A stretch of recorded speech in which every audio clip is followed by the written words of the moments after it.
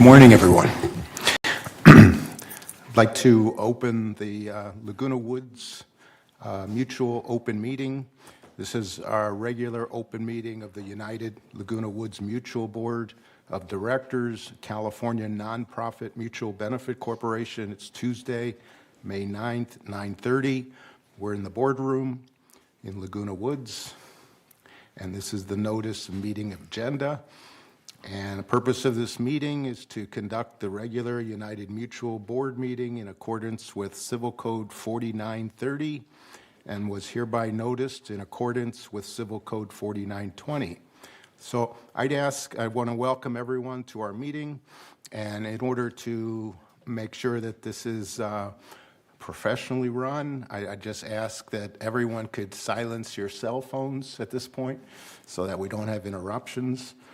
And also, you're welcome to move up to the front of the room instead of staying in the back of the room. It's your choice, but we'd love to see you closer. So I'm going to call the meeting to order, and we do have a quorum. And at this point, I'm going to ask Director Simon to lead us in the Pledge of Allegiance.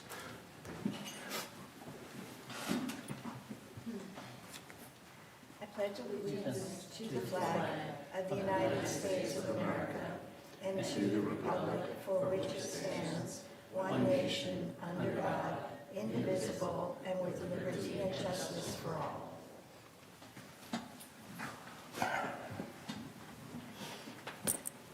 Thank you. Is there media here today? No. Okay. First item is approval of the agenda. Is there a motion to approve the agenda? I so moved. Okay. Objection, so. Oh, okay. Whenever.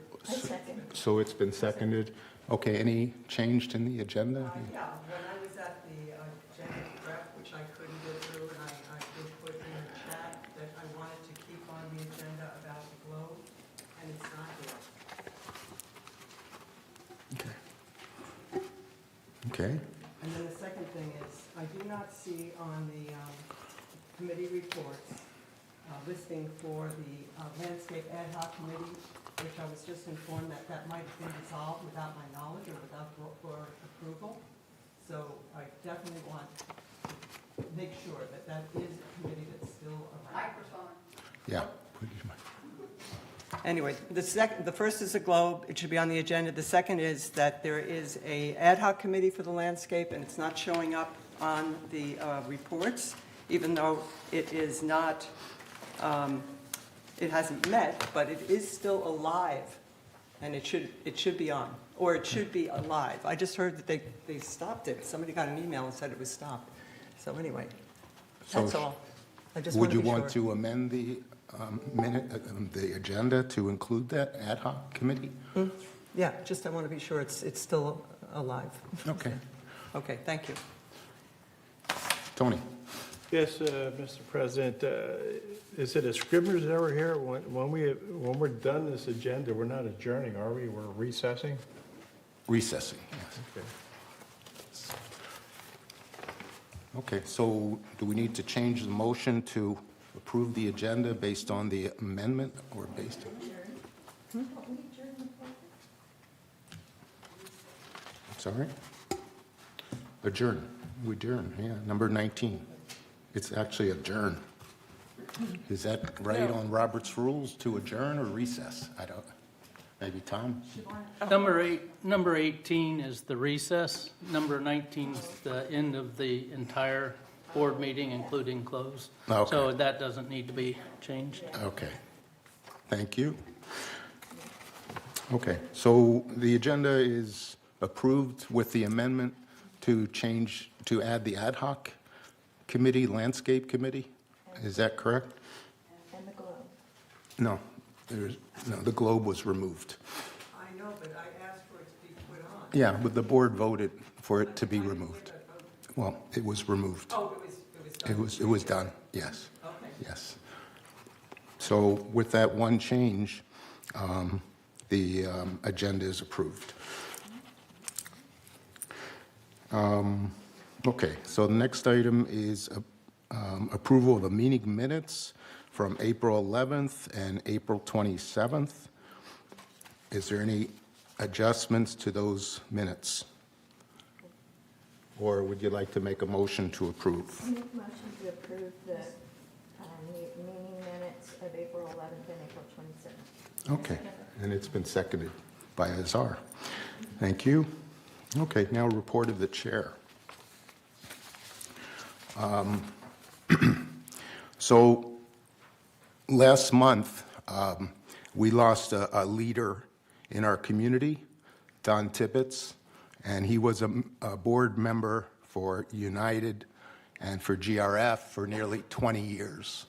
So he was a real leader in our community, and I'd like to read a little bit about Don. In April, the Golden Rain Foundation and United Mutual Corporation Board of Directors lost a great man. Our dear colleague Don Tibbetts served Laguna Woods Village for over 20 years, volunteering his time and talents to both the United Board and then to the GRF Board. Don and his wife of more than 65 years, Mary Kay, were residents of United Mutual since 2000 when they moved to the village to retire. Don was a native Californian and a native Orange County. Don began his lifetime of service to his country and his community with a tour of duty of the U.S. Navy. While stationed in Corpus Christi, Texas, he met and fell in love with a local girl, Mary Kay Johnson. They were soon married and never looked back. After his tour as Navy pilot, Don and Mary Kay moved back to California, where Don continued his life of service. He earned his teaching degree at Long Beach State College, now CSU Long Beach, and then began a long and successful career with the Santa Ana School District. He taught elementary school for many years, then served as school principal in several different assignments. Along the way, the couple were blessed with two sons, Donald Jr. and Gary. He chaired many committees through the years and always ran a tight ship. For nearly 20 years, he served United and Golden Rain Foundation, and coincidentally, he was first vice president, treasurer, and second vice president of each of our mutuals, of GRF and United.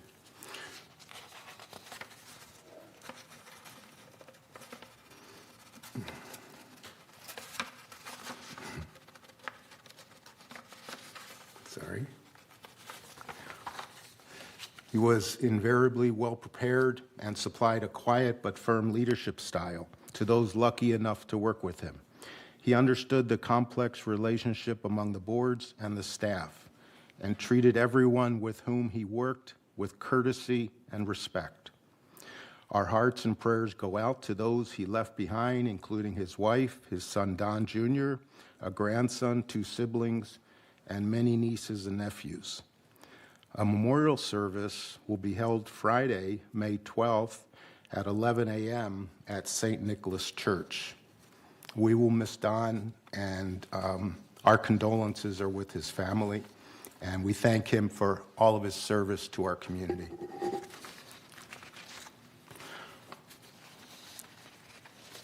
Thank you. So I'd like to continue our meeting at this point with the open forum. And I'm going to give, at this time, members only may address the Board of Directors regarding items not on the agenda. And within the jurisdiction of the Board of Directors, the board reserves the right to limit the total amount of time allotted for the open forum to 30 minutes. A member may speak only once during the forum. Speakers may not give their time to other people, no audio or video recording by attendees, and no rude or threatening comments. Members can attend the meeting by joining the Zoom. So at this point, are there any members that would like to speak? The first speaker is Catherine Bryans.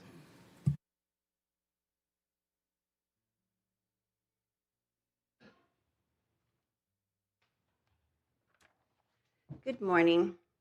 I'm here to introduce myself as the United candidate for the GRF open position, and there are several current board members that I do not know and who do not know me.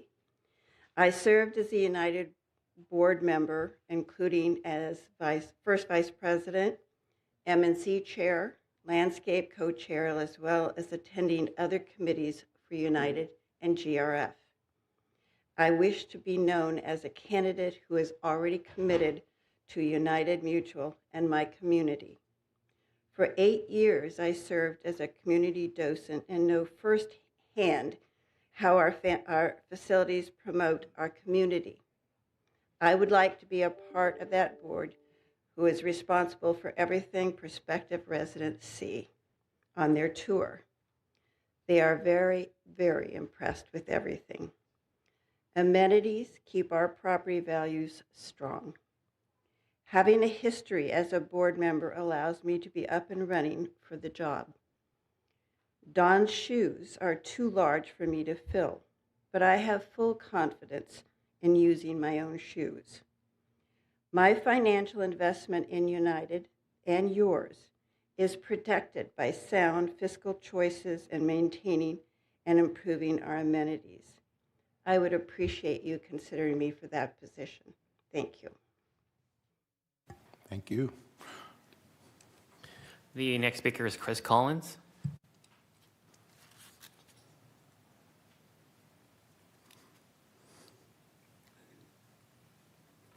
Good morning, Chris Collins, 3306Q, and I'm here with an update on the work of the foundation, which is on behalf of residents experiencing temporary financial crisis. Here's a little rundown of what your donations have made possible. Foundation of Laguna Woods Village recently held its annual retreat. It's a special occasion when the board looks at what we tried to accomplish in the past and then goes on to identify needs and issues to guide our future activities. In this context, we have identified accomplishments during the past 5 years, but we soon realized that we could never have done any of this without the support of the village. These are really your accomplishments, and we're grateful for your support. So here are some of the highlights of the past 5 years. First of all, we implemented a program to address food insecurity with weekend and holidays, delivered meals with Age Well to supplement Meals on Wheels program. We started transportation programs to the food pantry for those without their own transportation to supplement their weekly food supplies. We provided $30,000 in grocery cards during the first year of the pandemic. We funded shopping services for shut-in residents during the pandemic.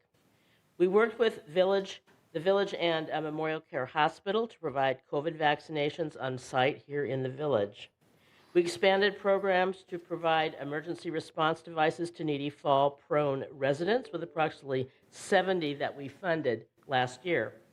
We helped fund over 77,000 Meals on Wheels last year alone here in the village. We provided funds to the village library for large print books. We funded Holiday Adopt a Senior program involving nearly 125 residents this past holiday season. We cooperated with UCI to continue fall prevention programs with 2 additional series. We funded cognitive behavior therapy training for social services staff to address social issues of isolations and depression, which is something that's really quite important here in the post-pandemic years. We provided financial assistance to needy residents during the past 5 years, with nearly $115,000 provided last year alone. We implemented financial assistance to program with Grail to assist low vision residents, and we continued providing funds for earthquake kits, care ambulance contracts, and taxi vouchers. And we celebrated the Foundation's 25th anniversary a year ago. So this article is part of our 2023 effort to spread the word about help that's available through the Foundation. And if you are in a group that would like to have the Foundation come and speak, we're happy to do that. You can phone us at 949-268-2246 or the Foundation at comline.com. Thank you. Thank you. Thank you. Our next speaker is Ms. Elizabeth Romano.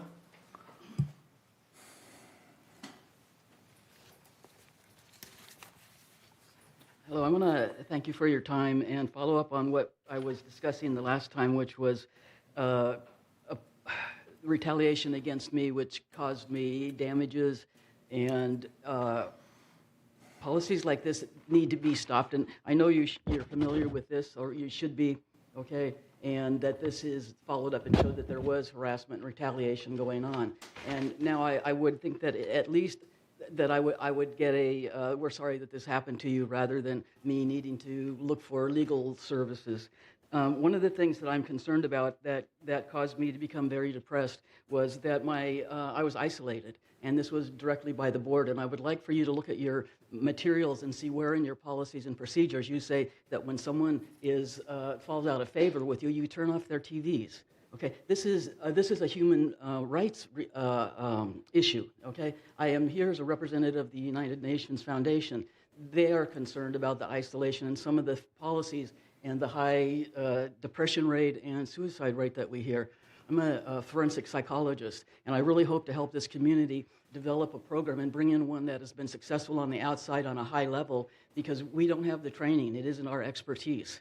And I'm going to volunteer as much time as I can to help the community come up with a way that we can help each other and return the vitality and enjoyment that we had living here.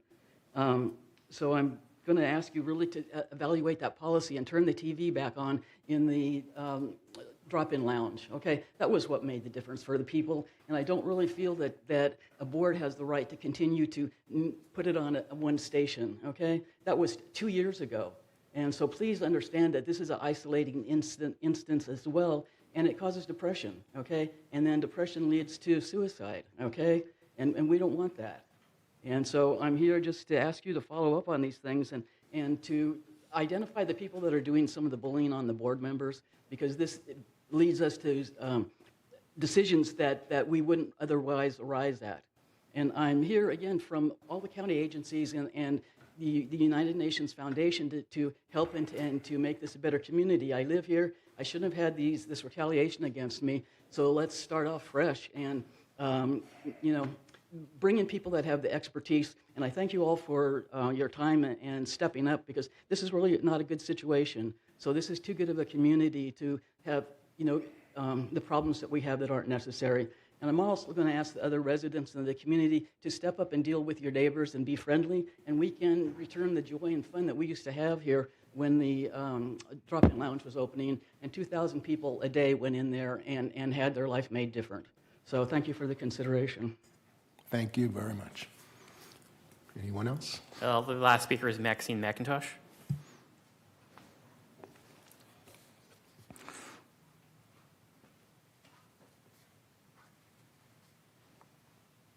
Good morning, one and all. So glad to see you all here. And I personally also want to thank you for the nice tribute you paid to Don Tibbetts, since a lot of us here worked with him in different projects through the years and responsibilities. And a little aside that always amused Don and I, he was going through some papers at home a few years back, and he found out that his mother had dated my father. Oh. When they were very young. And so he would, every once in a while he'd see me, he'd say, almost sister, almost sister. And that was, you get a little bit of information like that and it just brings you closer. And he was everything that Lenny Ross, our president, said he was: compassionate, a listener, quiet, able to really pick up on people's problems. It was wonderful. Thank you for the tribute. One thing, I live in building 68, and as such, we're in one of the oldest sections of United, and there's 4 units in our building. They're one story, and therefore we tend to get early warning about the big problems that are occurring as a community ages, because we're heading towards 60 years now, and lately it's been a big pipe underground where they have to go down through the floor to get to the pipe, and there's always a big hole and replace it. A lot of work, a lot of expense, a lot of mess. And in my building, 3 of the neighbors have all moved there. 3 of the homes are occupied by neighbors who moved there in the last 3 years. Don and I have been there 29. So we're the only oldsters in the building. But I've had all of them comment to me, because we always get together for different things, how pleased they are with the service they get here. They're just amazed at how they'll report something, and if somebody isn't out immediately, they know why, they know when to expect someone. And when it's a big project, they're given a plan. And they have pretty well an idea of what steps are going to be followed and what they hope will happen. And they're warned, something might go wrong, but we'll take care of it as best we can. And because I know we hear complaints here from time to time too, and I'm sure they're genuine, most of them. But I'm hearing all of this. People are moving into old units who are still young, and they're just so happy to find out how things are going to be taken care of. I wanted to pass that along. Thank you very much. Thank you very much. Okay.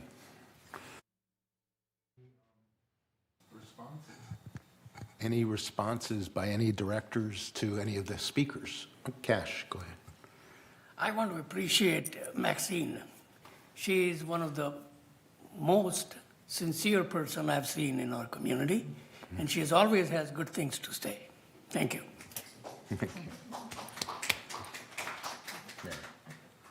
So I want to respond to Ms. Romano. So this was brought up again last meeting that we met about the TV on the drop-in lounge. It's always on. It's on as long as that lounge is open, which is open when the building's open. And it's on one station, Channel 6, for a reason. The meetings are replayed. There's movies that play on Channel 6 play there. There's interviews. There's all sorts of events that have been recorded that are played over there on the TV, and they're over and over. And that lounge, I go to it almost every day because I walk, except days I have meetings. I walk all around, and I end up at Clubhouse 1 at the drop-in lounge. I sign in. People sign in. There's lists that we have of all the people that come into that lounge every single day. And the reason they sign in is to see if the lounge is being used, and it is. There's coffee there, there's a little refrigerator, there's puzzles, there's tables for computer use, people bring in their own computers, there's Wi-Fi. It's being used. Groups come together and they meet there for coffee, and they talk, and they sit at the little tables, and there's couches, and they sit and watch TV. So that lounge is being used. It is not closed. It is always used. Very rarely do I walk in where there's nobody in there. And if it is, it's because I'm pretty early and it's just opened. But that lounge does not discriminate against anyone. It actually has repairs that have been done to it and so forth. So I don't see any issue with the drop-in lounge being discriminatory or to eliminate any people to come and use the drop-in lounge. It's there, it's kept up, it's clean. Thank you. Thank you so much, Mr. President. Yes, I would like to respond to two, back to Elizabeth Roman. No, you mentioned about the isolation. One of things that I can suggest that we started about last year, our community, I mean our cul-de-sac, we have a neighborhood gathering every 3 months. There is a big lunch there. We are getting together and we know about each other.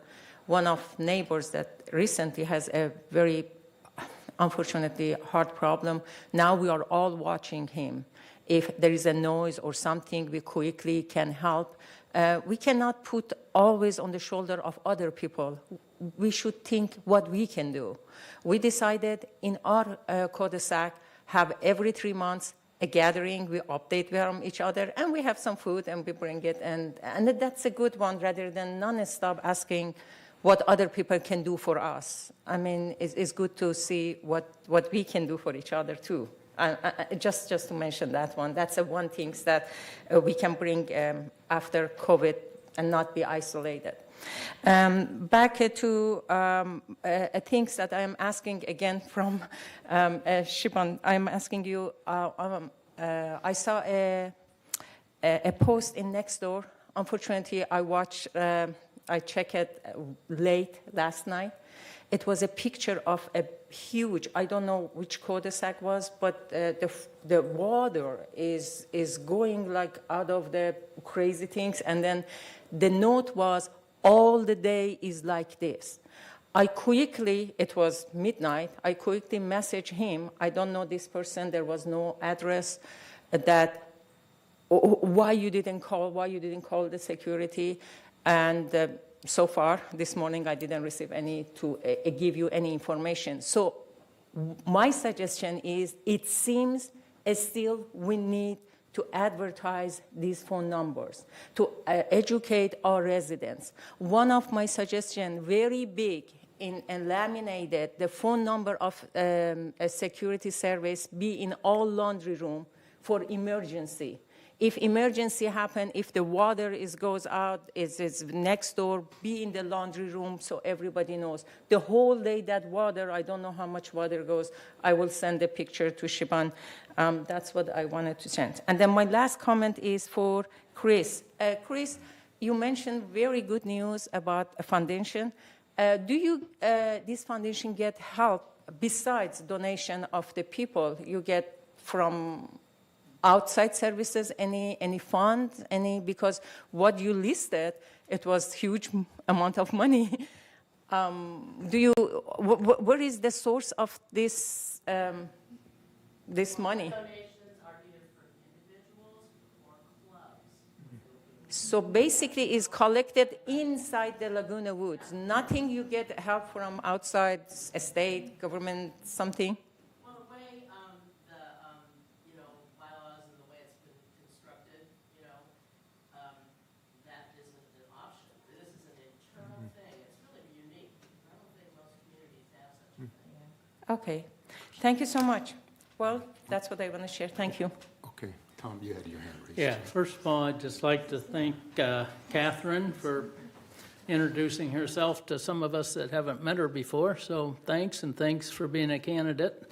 I encourage everybody that's willing to serve to think about that. Also, Chris, we appreciate what the foundation does, and we maybe need to give her an honorary spot on the agenda each time since she brings us the good news, but thank you for that. So just wanted to say that thanks to the two of you. Mary? So I pulled up next door because I'm on it. So it's a hydrant flush, and I know that I drove by that. They are doing piping work, and when they do piping work with water that can also be used for drinking water, that line, they have to flush it. They have to flush it because they treat it up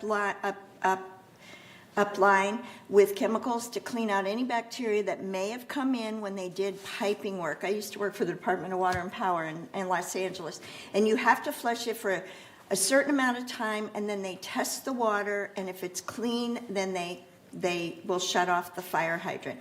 Another thing is, if it's not that, they also test fire hydrants, and they have to run it for a certain amount of time to see the flow of it, because heaven forbid they have to hook up to a fire hydrant that the pipe leading to it is broken. They have no idea. So they do that periodically too. So this is a routine maintenance, be it to flush the water because there was pipe working, or to test the fire hydrant, and it has to run for a long time.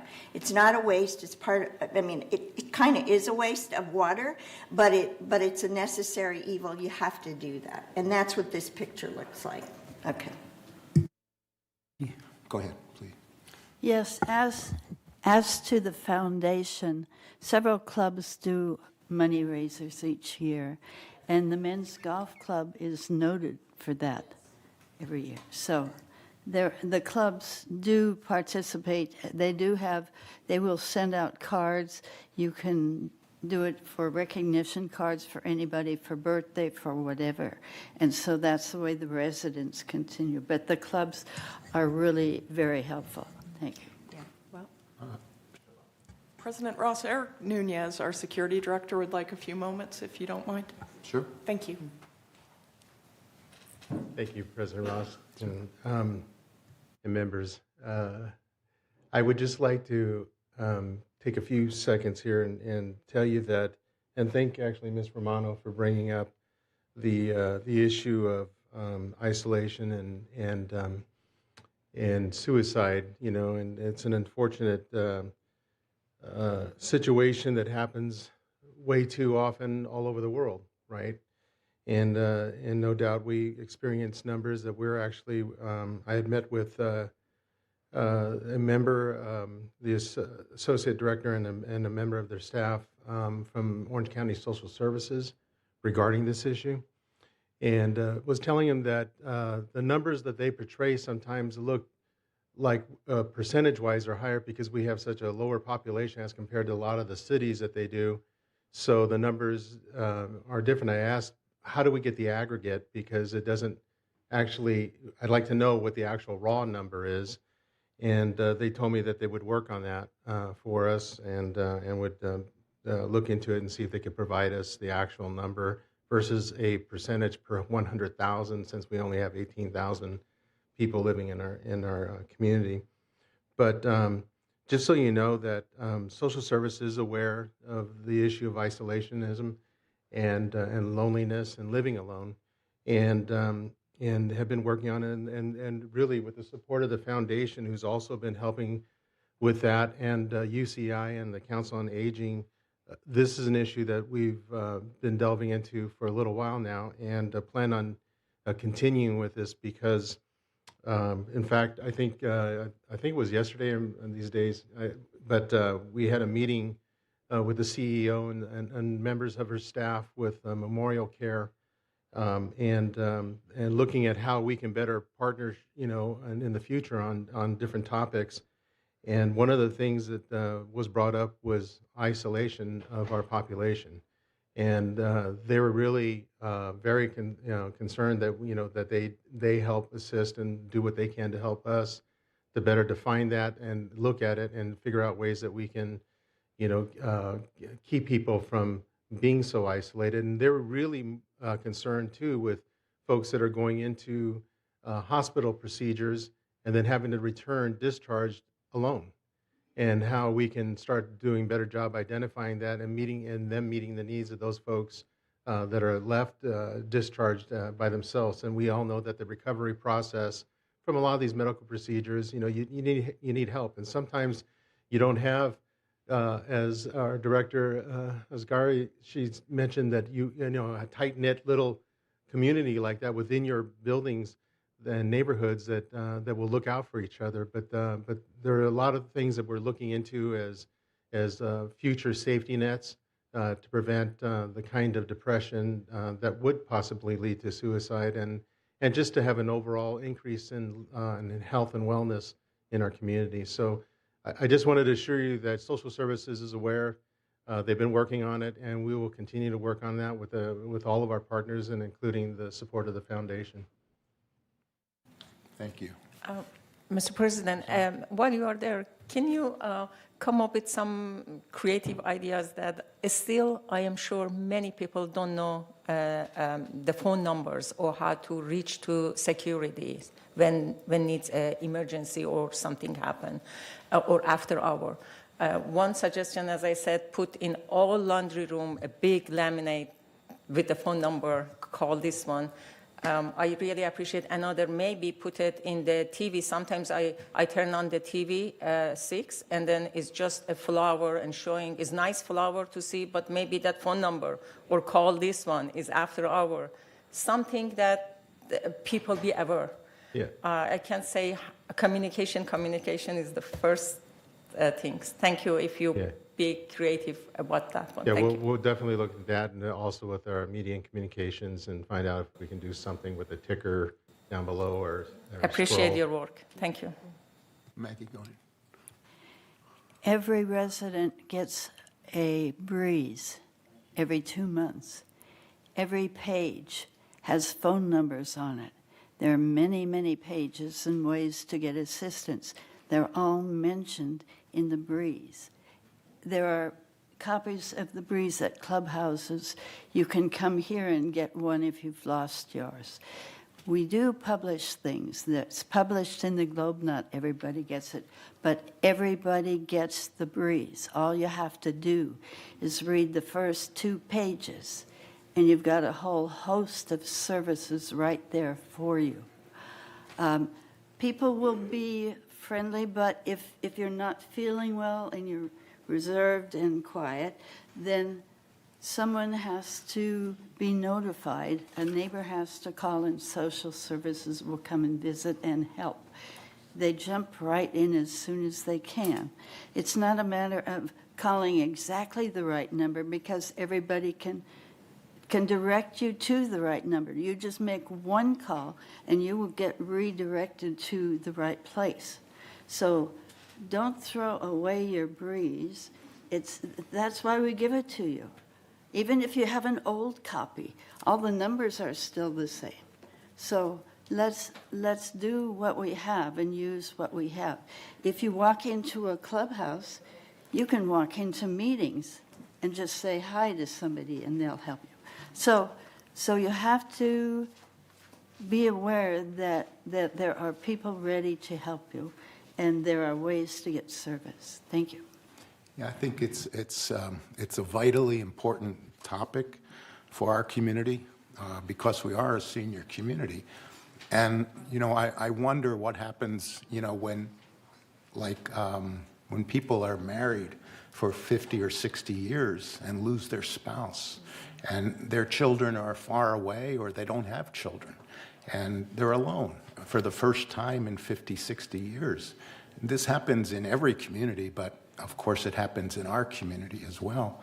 And so we need to figure out some better way to reach out to those people when they lose their spouses or when they need help or need assistance. And we do have social services. They are available. And people need to reach out sometimes, but we need to figure better ways to reach out to them as well, because there's a lot of loneliness in our community, and it needs to be dealt with. So I thank you for your help with that. Thank you, President Russ. There is a good thing about our community is that your neighbors actually do call security and will be concerned about their neighbors because of the very fact pattern that you just laid out. And then we usually go there and then we'll document an incident report, as they call it, over their concern. And then that goes right to social services, and they'll do that reach out and just check up on them. But I believe that getting that number as many times, putting it up there, that's probably a good thing. Thank you. Thank you very much. Okay, any other comments? Okay. So we're going to move on to response to past open forum speakers. And Sue, I think you have some things to Yes, announce. okay. I'm sorry Elizabeth Romano just stepped out. Oh, no, there she is. Good. Good. From our last meeting, she commented about the drop-in lounge, about the TV, and bringing back the chairs. She also talked about the isolation that people are experiencing. And she also talked about her perceived retaliation from security coming around.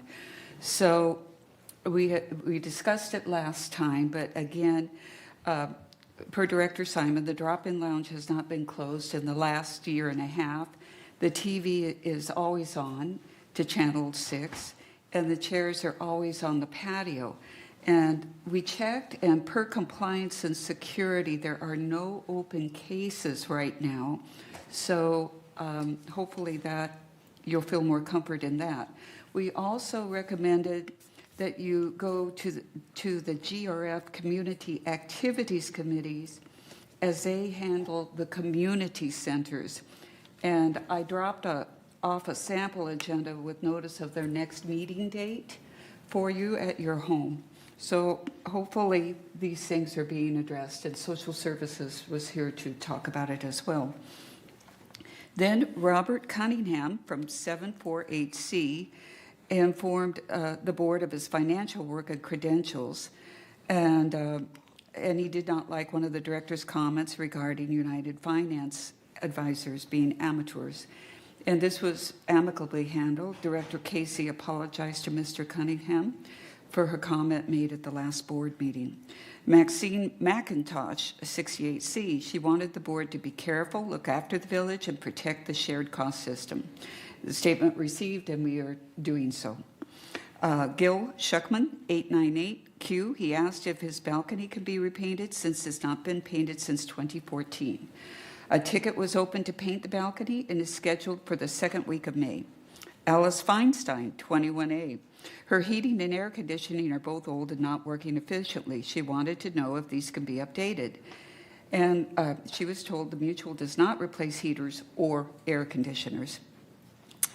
NC Carlos, 303A, she is objecting to the flashing red lights on the new LED stop signs. She said the signs are eyesores and a waste of members' money.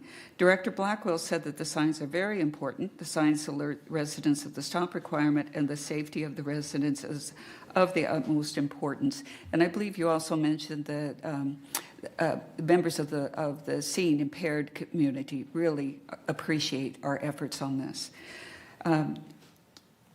Let's see. The next one is Hassan Shahari, and that was for 905B, and it was the member's sons commented on behalf of parents to discuss a technical issue regarding nearby soil from the recent rains and expressed his worries that this will have a negative effect on the building foundation. So the status report on that is that they did a structural evaluation of the building. The cracked pilaster under the building will soon be replaced. Temporary shoring will be put in place to support the existing floor beams. And please note that even though the pilaster is cracked, it is still providing adequate support for the floor. The engineer determined that there is no evidence that the upper floor above the crawl space is sloping or sagging. All beams remain in good condition from a structural standpoint. There are no immediate dangers and concerns. Gutters and diverters will soon be installed to prevent future water puddling. And temporary shoring is scheduled to be installed the week of 5/8/23. Julie Bagish, members shared concerns regarding excessive water in the entryway and breezeway, as it has caused some damage to her unit during recent rains.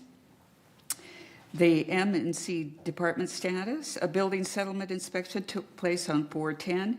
Staff is waiting for the findings to be updated in the database. Gutters were cleaned on 3/15. Downspouts will be repaired as well. Drains under building and crawl space were clogged, causing the breezeway to fill with water. They cleared the drains on 3/17. Let's see. Anthony Consul. Member commented on water damage in his unit that occurred from roof leak in the recent rains. Risk Management Division, leak reported, living room ceiling and floor. A 920 Roof Division investigation reported leak issue and repaired 3 laps of PVC membrane. During staff inspection, there was visible damage in living room ceiling and floor had visible water pooling. His main concern is that a rain leak occurred in his unit. He was offered a floor allowance of $735.68. He contested that and said it was much more. And so the board looked at it, and the board would ultimately need to approve the allowance for the entire flooring instead of the damaged portion. Mr. Consul stated that insurance would not cover the rain leak, and we would need to seek proof of denial before a decision is made. Flooring request, reimbursement requests will be added to the United closed agenda for approval. And then our last one is Diana Hafner, 309F. She indicated that there are bubbles on vinyl flooring beginning in 2015. Replaced floors in 2021 with waterproof resin. March 2022, noticed floors buckling, contacted VMS. On March 16th and the 21st, staff inspected the alteration wood flooring in Manor 309F. There was no evidence of elevated moisture readings, and the flooring did not show signs of past moisture damage. On March 22nd, staff confirmed there is no plumbing leak or under slab pipe leak. Staff also performed visual surveys of the common areas surrounding the building, including the exterior building walls and foundation. It did not show signs of water seepage, and landscape staff confirms that the irrigation system isn't leaking, although they have installed a new drain to minimize saturation during rain events. Staff's inspection notes confirm some floorboards have signs of buckling or peaking. This usually occurs due to seasonal changes in temperature and humidity. Staff recommends the alteration floor installer be called back to adjust these boards. Since there is no active leak, no detectable moisture present, and no damage to mutual property, staff cannot conduct destructive testing, removal of the floor planks. Additionally, the mutual does not offer this work as a chargeable service. Staff has communicated the results of the field surveys to Ms. Hafner. Thank you. Thank you. Okay, next item is the VMS board update. Director Khan.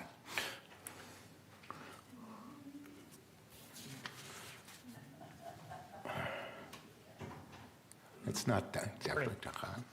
Dan, please. I'm here to update you on our last United VMS meeting, and I would like to thank staff for preparing a visual. A lot of things have changed since I originally served on the VMS board. Anthony and I go back a long way to that original board. We'll start off by, at our meeting it was discussed that there was an executive committee that was formed, and the purpose of it apparently was to kind of shorten up some of the processes. It was determined by the entire VMS board that this might be a little bit duplicative, and so it was decided to disband the executive committee, which would allow the full board more participation in some of those discussions and deliberations. And I think it'll actually work out much for the better. It was a relatively new committee that was just started within the past year, and really, as I mentioned, was duplicative. During our meeting, we also had a presentation about the Bright Ideas program. You may be aware that that was instituted in an effort to encourage staff to come up with ideas to maybe save the community some money. And we were fortunate enough to be introduced to 3 staff members who have been awarded amounts totaling $1,500.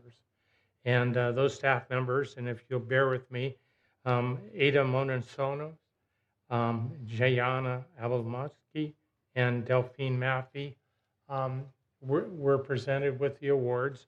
They were actually presented with a very huge check, which I don't think anyone would cash, but it looked very good. And you can see in the presentation what the awards were actually for. And what's really encouraging for all the VMS board members is how many more staff members have been encouraged to participate. And there are any number of new ideas that are coming forth. One idea was mentioned on the presentation is there's one that's a $27,000 annual reduction in costs and fees. We also talked about a spring real estate forum. It was held on the 3rd, and you can see the members of the presentation. It was very effective, and it also provides an opportunity for people to learn about the community and become more involved. The next one will be held July 19th. Members of the board are working on a strategic plan update. And the important thing is, and all of us are very aware of what's going on in not only our community, but nationwide about how difficult it is to attract, develop, and retain high-quality staff. I mean, you can't go anywhere these days without seeing help wanted signs and whatever. Lori and I went into a In-N-Out and hit, a big sign. This is how much you can get if you work here, and it's fairly astounding. It was more than I made my first year as a pharmacist, and of course that was a long time ago. But I think the strategic plan objectives, as you can see, is to attract and develop and retain high-quality staff and facilitate operational excellence. I think Siobhan and the entire staff is doing a really terrific job in bringing that forward. I know the boards are very involved in participating on ways that we can reduce costs in the community, have value-added activities, and I think it's very important. Customer service, I think Maxine mentioned about customer service, and I must tell you that as a member of United, I've been very impressed with the quality of the staff that comes around and assists us. If any of my neighbors in my cul-de-sac has a problem, they have always shared with me how impressed they've been with the staff that have come by and helped them out. Key performance indicators under the KPI reporting. Our objective is to have no more than 50 vacancies as far as recruitment and retention. We currently are at 77, and as I mentioned earlier, it's a difficult process, but I think that we're really encouraged that we had a net gain of 11 employees in March, and we've extended the hours in the PAC. As far as the real estate closings, you can see United and Third, the objective is 20 days. United is 21, Third is 20, which is right on track with what we're encouraged to do. And as I said, much has changed since my original tenure on the VMS board. The barriers here are a nice touch. I know they came with COVID, but I'm kind of curious if they remain to protect you from me or me from you. Sorry, Maggie.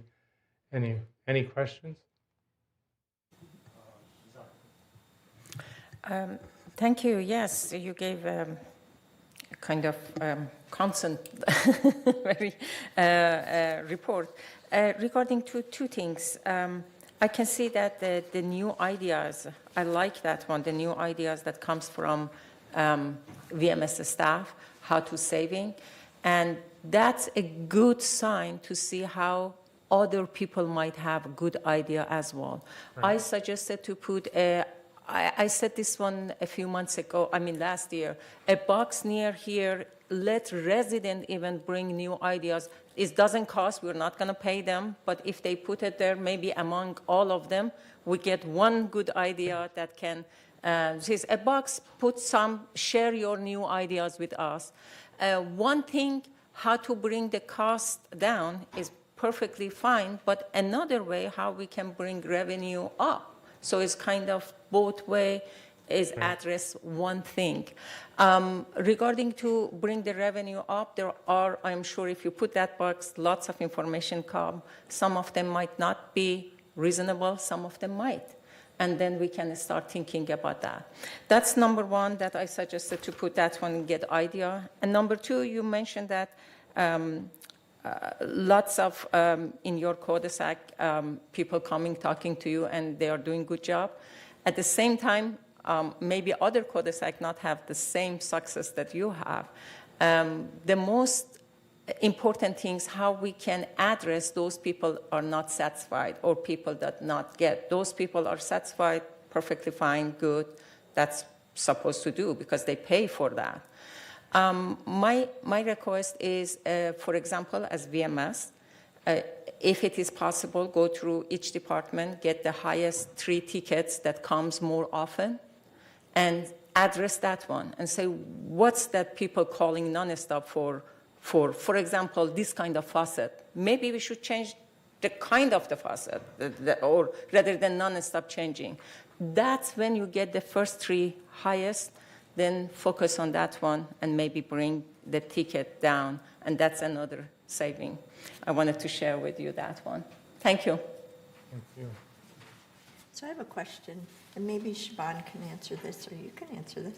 So when we're talking about the KPI about vacancies and such, and that our objective is 50 vacancies, so when you have these numbers, right now we have 77, the objective is 50. Is that based on 100% capacity, meaning 2020 or 2019 vacancy figures, or not even vacancy, but the number of employees that we had at that point, and we're trying to make this the same number?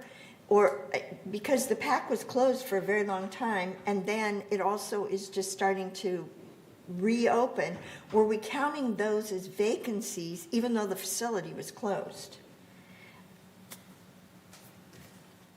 We, to begin with, 50 is our goal. That's just simply a manageable number that we're striving to get to, given the challenges of the labor market. In the current budget, we have a vacancy factor of approximately 24.5 positions, if I remember correctly. So we built into the 2023 budget an assumption that facilities weren't fully opened and so forth, so we did not incur those costs this year. So the equivalent of 24.5 positions. So we were looking at what do we need versus what if we were fully wide open and everything was running. We're looking at, this is what we have open, these are the programs that are open, these are the facilities, and this is the staffing we need for that. That was our philosophy, correct? Perfect, thank you.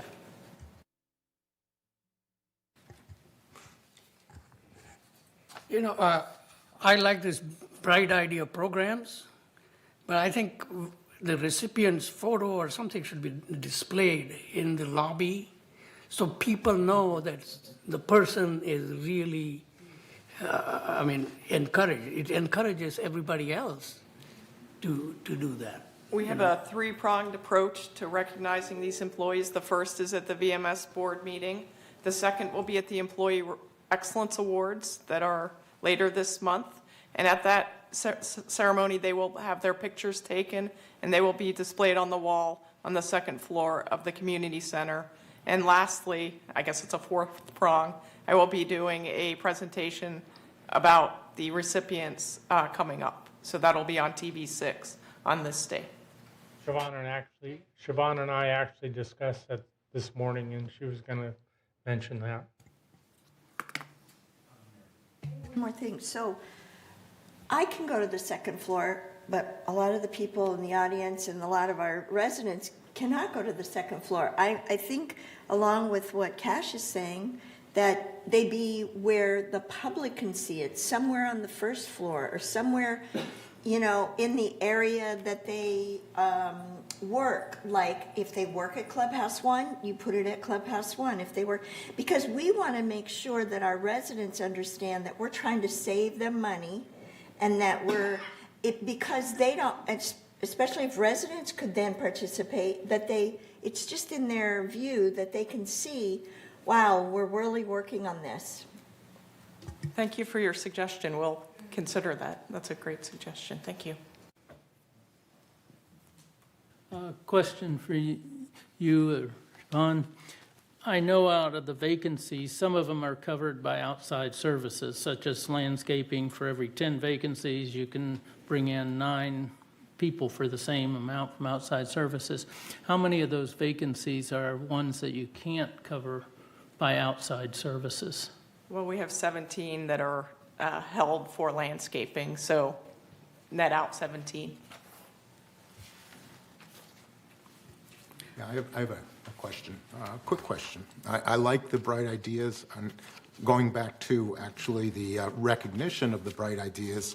I think if there was a poster board or some kind of a signage, you know, by the signs that have all of our board members down on the first floor, or maybe when you walk into the building of the community center, that's where everyone walks and everyone sees everything. It would be good recognition of those employees to have it right there, you know, where the massive number of people are coming in and out of. But as far as I like the Bright Ideas program. I think it's a great program. One of the items that they came up with was, which I caught, was pertaining water heater procurement and the chance of saving $25,000 annually. So whatever that idea is, I'd like to see that emphasized as we do our budgets. I don't know the specifics behind the idea, but whatever the idea is, because we do a lot of water heaters every year, and if we could save $25,000 or more, let's include it in our budget process. So I'm sure that's part of this. Yes, definitely, and that one is still being fine-tuned. We're double-checking the savings amount, so that award is forthcoming. Okay. And you'll certainly hear much more about that. Okay, thank you. Thank you very much. Okay, yes, thank you. I appreciate everything that the VMS is doing. It's really good, very important. On the good ideas, the bright ideas for staff and residents, you know, it's nice to have everything here, but the majority of our members never come into this building. I never come into this building unless I'm going to the gym or up to the third floor to a computer center or something. So, you know, as a suggestion, and it's a suggestion only, you guys have more thoughts on this, perhaps we could do it in like the Village Breeze or focus it on a website link, something where, you know, there's an opportunity for more people to see it, you know, maybe Channel 6. And then also when Azar was talking about the residents and leaving a drop-off box and things like that. Well, those are good for the people who are not computer literate or just prefer to do hard copies of everything. But perhaps there could be like an email that's also published. But again, that means that staff has to track and act on a variety of things. And perhaps that's better than just going to resident services and having them forwarded. So just some thoughts on that. And just want to thank everyone for their suggestions. We'll certainly have a further discussion about this. Thank you. As far as communications for residents, we have meetings held open. You can come on a meeting. You can Zoom in on a meeting. You have email addresses to send to committees.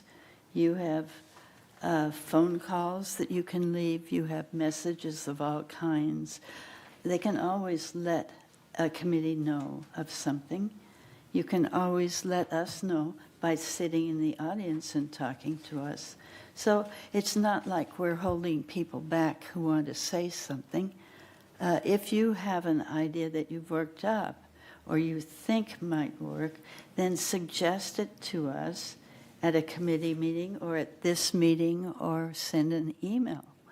It's very easy, actually. People are already doing it with their complaints. So when they get a good idea, they can certainly find a way to mention it to us. We just, maybe we could put in the newspaper, we would appreciate new ideas, suggestions. But that means that we have to reject some. See, if we reject some, if you've worked on it, and you want it and you think you're going to win a prize or anything, and it simply won't work because of something, then somebody has to analyze that and get back to the person. And that's where it becomes, instead of an enlightening thing, it becomes a depressing thing for the resident. So I think we have to just use the communication we have. Do what you can do, suggest what you can suggest, but remember, there might be things that keep us from doing something, but we would appreciate hearing the suggestion, but don't take it wrong if we can't accept it. Thank you.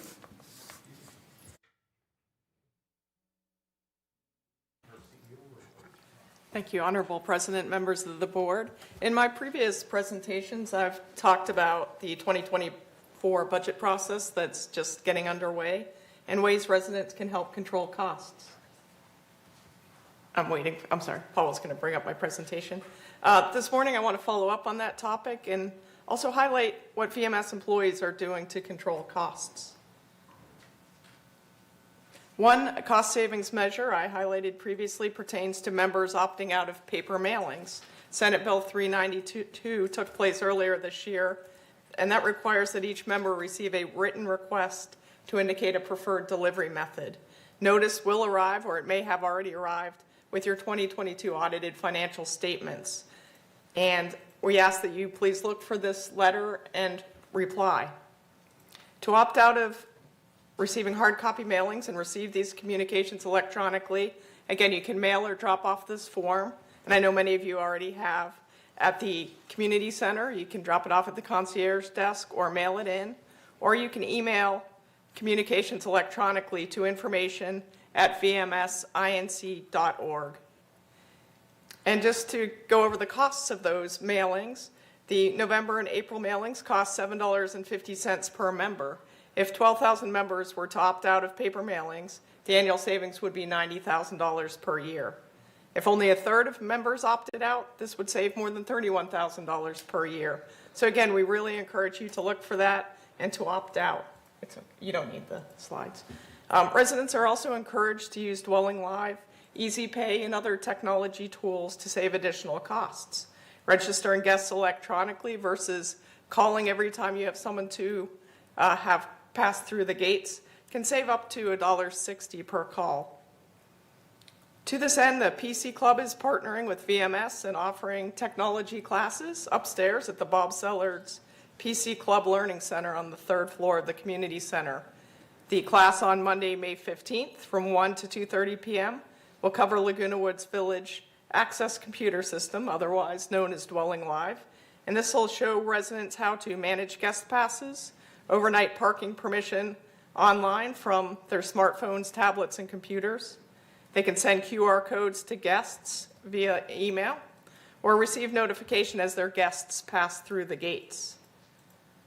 On Thursday, May 25th at 1 o'clock, the class will cover Laguna Woods Village technology tools, Dwelling Live, the ticket portal, the resident portal, and the Recreation and Special Events Department apps that are available to register for different classes and to golf and so forth.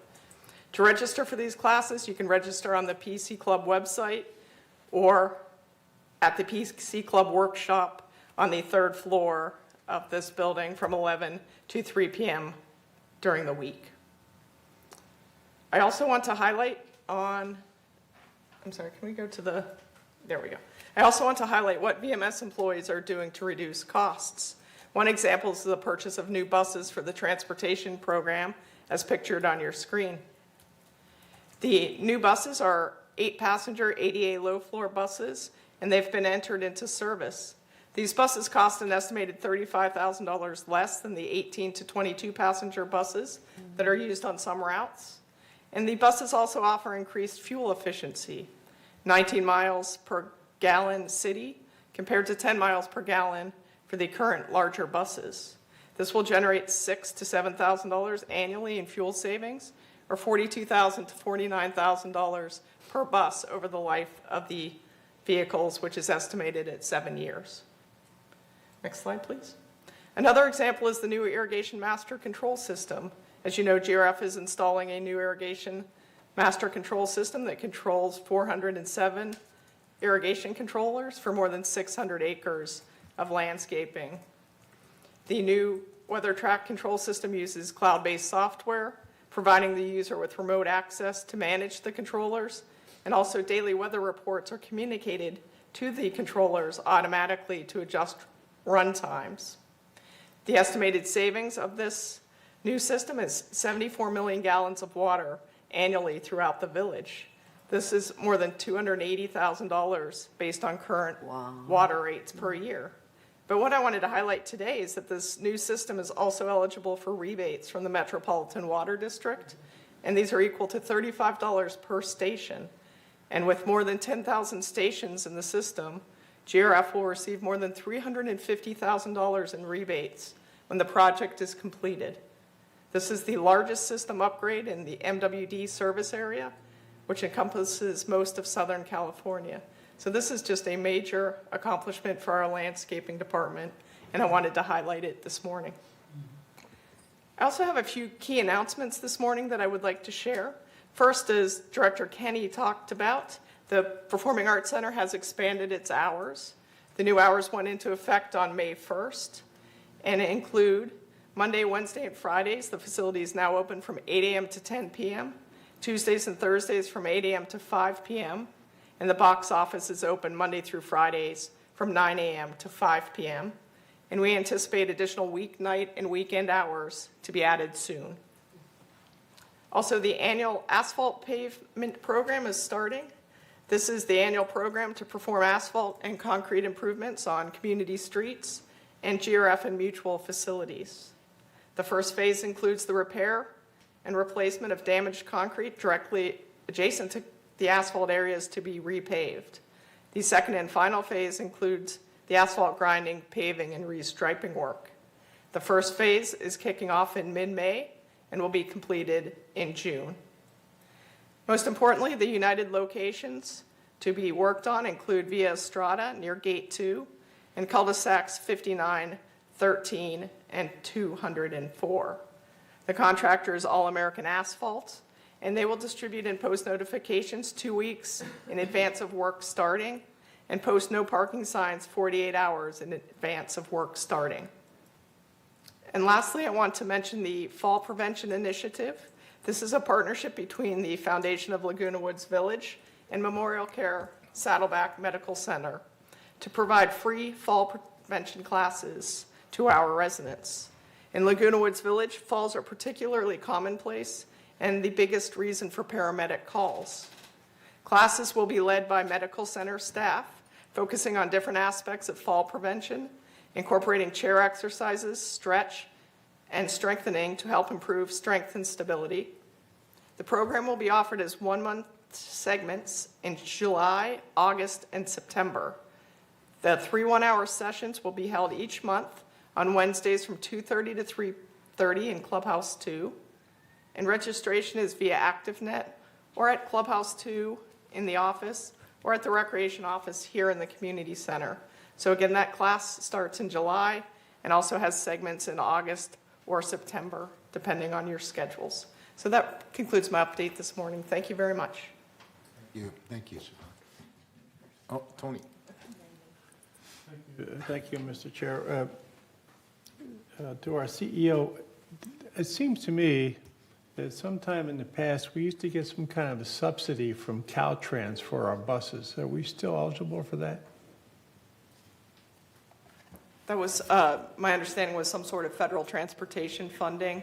I know we look regularly to see what is available. I can't speak to what is available at the current time, but we do check regularly.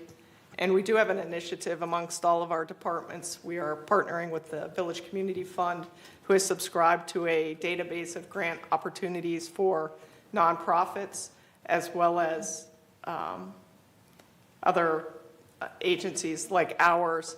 And so we have now immediate access to this ever-changing database of grant opportunities. So we are in that regularly, looking for opportunities that our various departments may pursue. Thank you. So we are aware of that and looking for it. Thank you. So I have a question. On the fuel, I'm glad we're saving money on, and those, the large buses, you see them, I've never seen them packed. But pre-COVID, they could have been packed. I don't know. But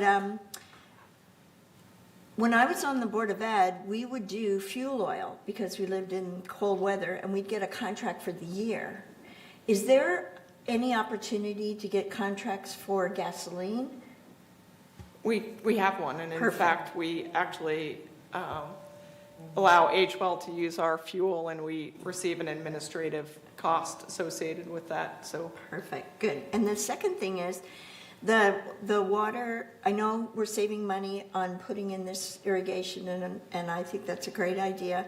What was the ROI on that before the rebates and after the rebates? we do have that. I don't have that information off the top of my head. We do have that? Yes. Could we get that? Yes. I just am curious. Thank you.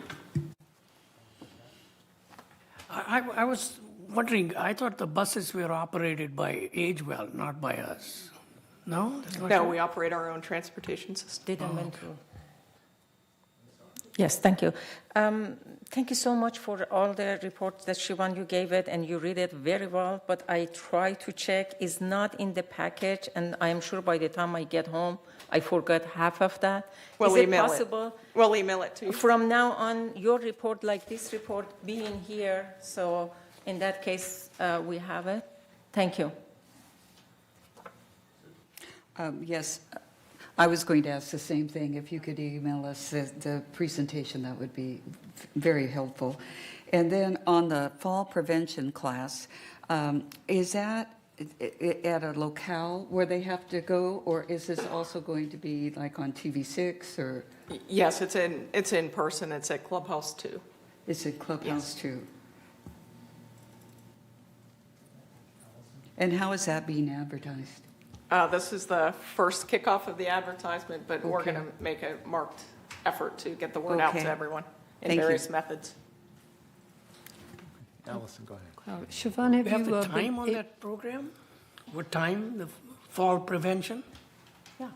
It's on Wednesdays from 2:30 to 3:30 at Clubhouse 2. You can either take the classes in July, August, or September. Okay. Thank you. Question about the possible resale of the used bus equipment. Has that been, anything been realized out of that, Siobhan? We surplus all of our Yeah. equipment, so that's in progress. This has been fairly new, so I don't know if that equipment has been surplused yet, but I will check with Robert. Thanks. Pearl? Yeah, I'm sure our residents will be so excited to hear about all these money-saving ideas that the VMS has presented, and I think it's wonderful. I have a question. I think it's really, I am really glad to hear that we have a report regards to last month's members' comments, like Sue did today. But like today, there were about at least 10 of them, and I think for the people that watches, if they miss it, they probably didn't hear their answers. So is there any way we can post it on our somewhere so they can go back? Because if they have missed, because there were at least 8 or 10 of them today, and I think that's really good. I think every month we should have a follow-up. Okay. Please let me check on what is possible. Yes, okay, thank you. That's a good point. I wanted to raise one issue, and that's, I think the fall prevention is a great program. We see many of the consequences of falls that could lead to more serious outcomes, unfortunately. And to prevent that, or actually to get more information about falls in our community, I'm wondering if we could figure out if the falls are mostly due to walking on areas of the concrete that are not matched or uneven or not the same level, or it's just the unstable nature of the person, or it's a combination of both. And if it's issues that we're responsible for, of course, we need to make repairs in our community, to correct concretes that are broken or need repair. And so when we do find issues that need repair, we need to contact general services to maintenance to make the necessary correction quickly so that other people don't fall. And Yes, and we have that procedure in place Okay. presently. That's We common, immediately make repairs. Okay. But I think the intent of this program is more focused on trip and falls within your residential units see, where I most see. of them occur. Okay, Thank you. thank you. Any other comments? Okay. All right. Consent calendar. Next item. All matters listed under the consent calendar are recommended for action by committees and will be enacted by the board by one motion. In the event that an item is removed from the consent calendar by members of the board, such items shall be subject of further discussion and action by the board.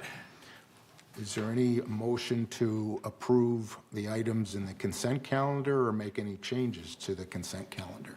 I make motion that we approve items 11A, B, C, D. I second it. All of the items, or did you say? No, A, B, C, D, this one, and F.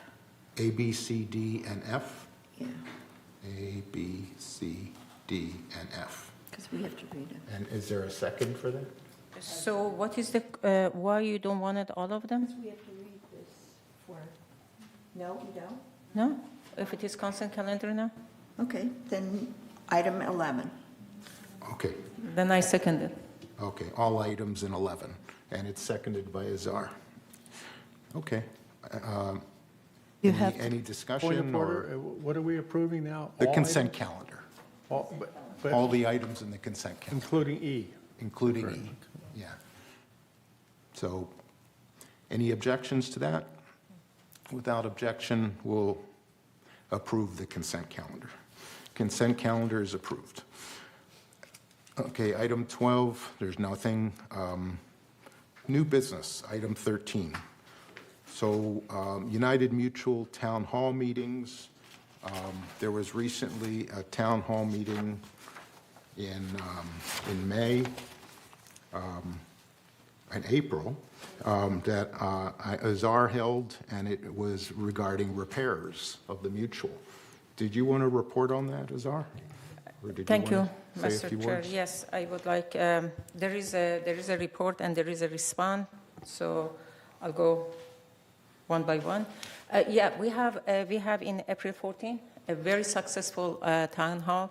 More than 110 people, all packed was that room. The title was Responsibility for the Repairs, United Mutual or Residents, and that's attract that much people to come, and that shows that how much they are thirsty to hear information, and that's the value of giving information. And this issue was addressed based on much confusion among residents who believe all repairs will be covered by United Mutual, which is not true. The moderator, of course, of Town Hall was me, Director Asghari, who started meeting at 2, and the Town Hall addressed a problem which attracted more than 110 people. There was a PowerPoint that I made it, and a very detailed PowerPoint presentation on all items that are covered by United Mutual, as well as items that are not covered by United, which they are residents' responsibility.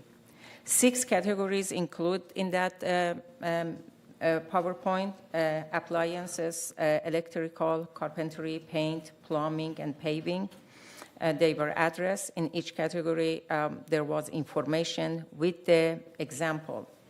Also, presentation reminds residents that there is a $50 charge if the appointment is not canceled 24 hours before a scheduled time. Also, Director Asghari demonstrated an example of appliances. You can get reimbursement, the remaining of the lifetime of if you wants to change. For example, if you want to change your refrigerator, buying a new one, what you wanted, you get one-time reimbursement, and I made an example how much you get it based on the unused years of the lifetime. And also in that meeting, it was highly recommended that each shareholder gets HO6 insurance, since repairs inside the units are residents' responsibility, and I am repeating that one, that you must have HOA6 to be covered, protect. When I said must, is your choice, but if not, then you have to pay out of your own pocket. And after their presentation, many audience members expressed their requests or comments. Some were addressed in the meeting, and the rest were collected, which I am reading. If you want a copy of presentation, please send email to generalmanager@vmsinc.org. I know I didn't send to you, Catherine. I will send it. And here is the residents' request. I promise I will respond in this meeting. Doreen Chanders is a 2044 via Mariposa. She asked 3 things. Is there a charge for guests for ping pong? No. However, the residents must accompany with the guest. Can guests attend free yoga classes? Please ask the class instructor directly because each class is different. She also asked, water accumulated under the gate. The slab is uneven, and puddles of rain have recently accumulated for days.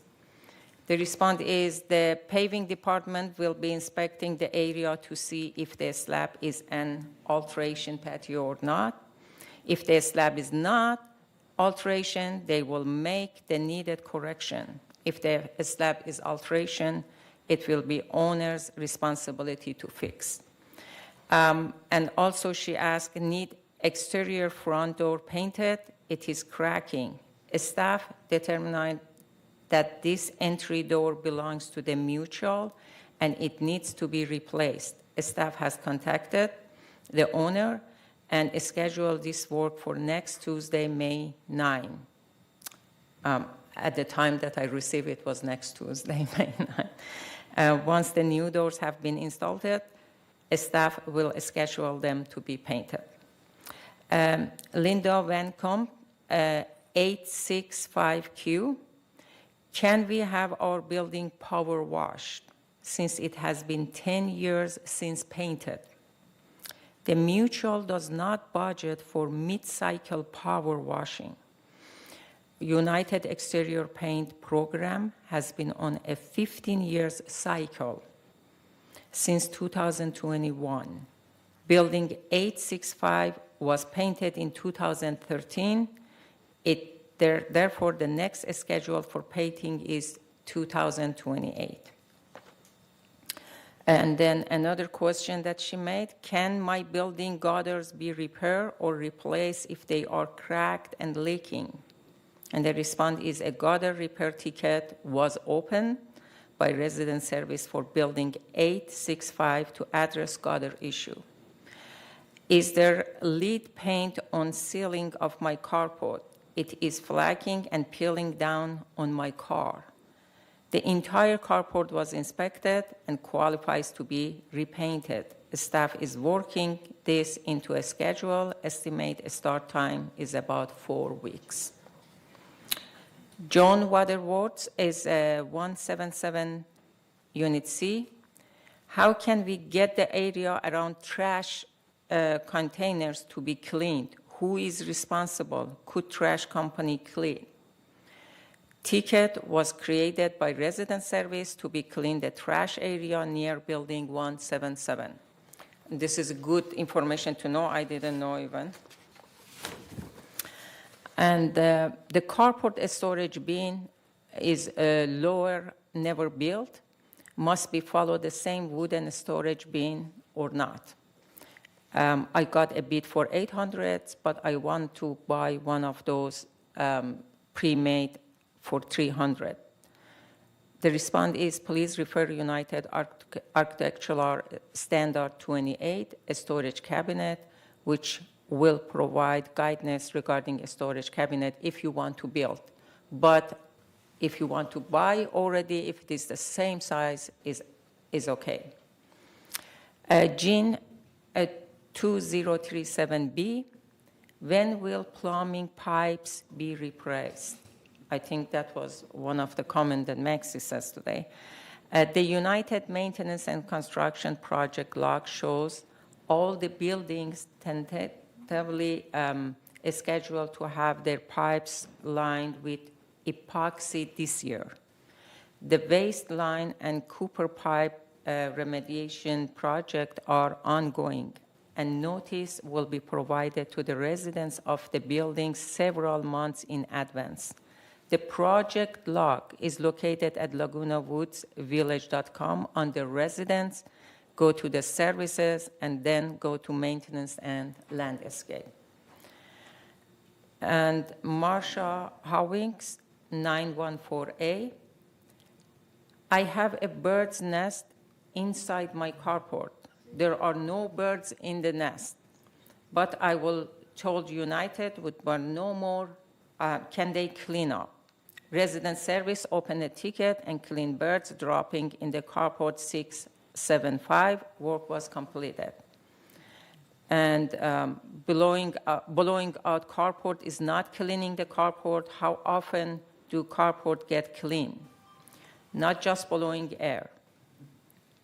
Due to weather restriction, the mutual now prefer a basic carport cleaning. The basic cleaning entails spot cleaning of oil stain and bird dripping, then a complete blow down to remove dust, leaves, webs, and debris. And the last one is, last one in this page. Somebody asked about the acid leak from the cars, battery acid leaks. Since there is no address, the response is if security service see any of those acid, definitely they will report it to the compliance, and they report, and then they take care of that. Azar, is there any way to distribute that to the people or the members? Because that's not part of our agenda. Oh, okay. Is there So any way we I can didn't know. distribute? Would you like to distribute to the people directly? Yes. Okay, okay, So any we can way do to- that. Because they might have not been listening to that, and so Okay. it should be Yes, included anyway, at this point, we read somehow. all of them, but I will send that. Maybe Thank an you. e-blast. Yeah, thank you. Okay, next item, or speaking with town halls. Yeah, Tony. Go ahead. Thank you, Mr. President. I'd like to ask our CEO, what sparked my interest with Director talking about visitors coming in and participating in things, and especially that yoga class. So do we have them hold, I'm worried about exposure.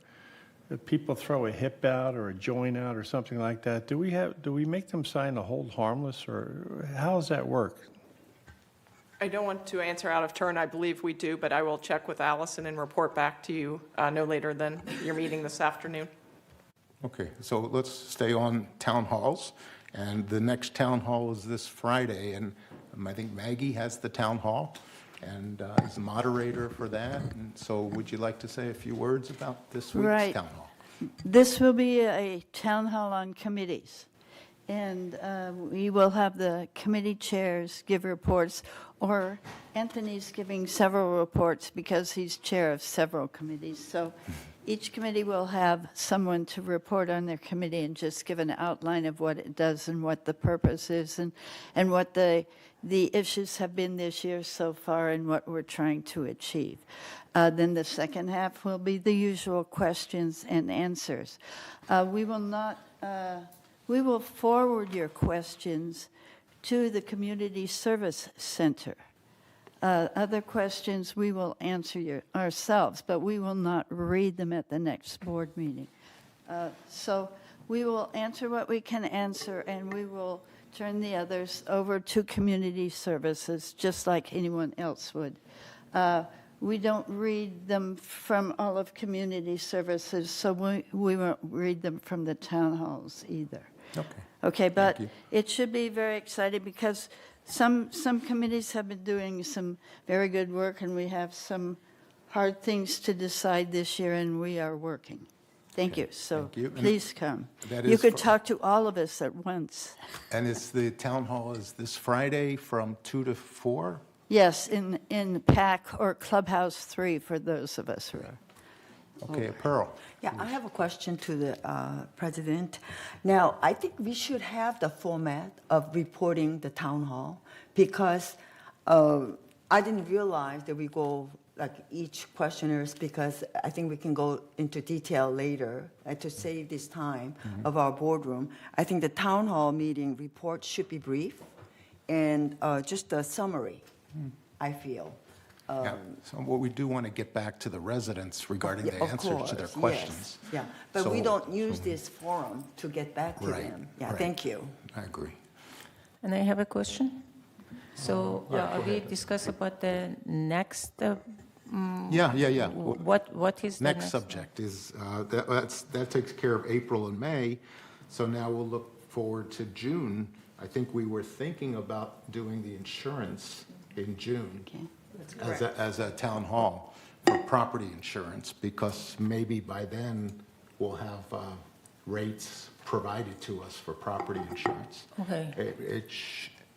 But that's up to the board. What's Yeah. up to you guys? If you have a better idea or another idea, we could have that in June, so. Yeah, that was Anthony and I, were formulating that. You wanted to do that, okay, so for June. Do you want to still do that in June? So, Okay. okay. And Can both I- of you be moderators. Okay. Can I suggest something? Because I receive lots of, that's what I suggested, insurance. One, we had it 2 months ago, and then every time we are talking about HO6 as well. But if you wanted to give as a capital insurance, which is one program.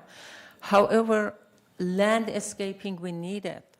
People need some answer. People are not happy. And I am not very knowledgeable to answer what is.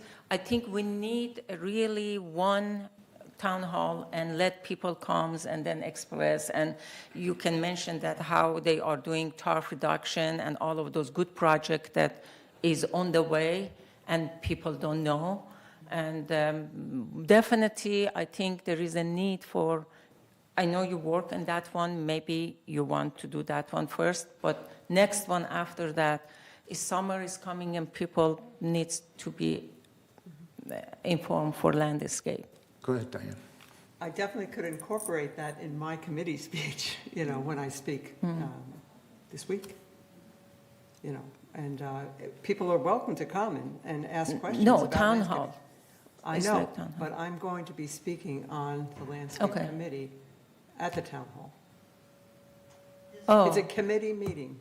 Is what that's I heard is just 5 minutes report.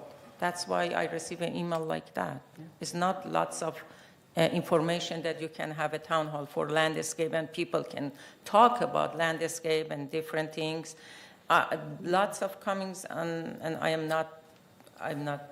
But they sure could, you they are could better. come to the town hall this week if they have landscaping issues and bring them And up. bring it. And, I'm going to be there like talking others. about the landscape committee.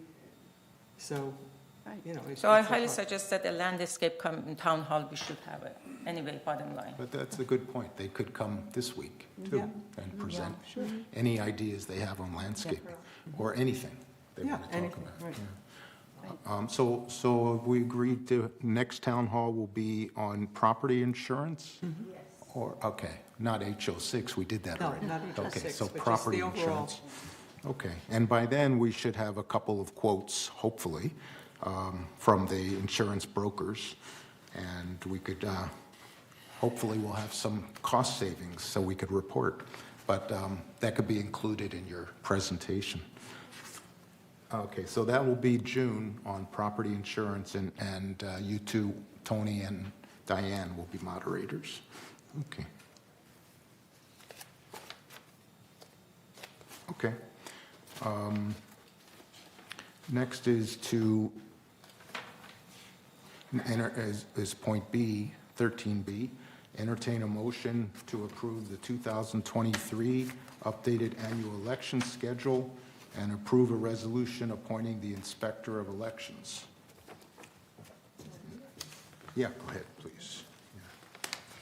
Resolution 01-23-XX, approve Inspector of Election Services. Whereas Civil Code 5110 requires an association to select an independent third party or parties as an inspector of elections, and whereas in accordance with Civil Code 5110, 5115, 5120, and 5125, the Inspector of Elections performs several tasks during an election, including but not limited to print and mail voter packages, inspect and tabulate ballots, and certify results.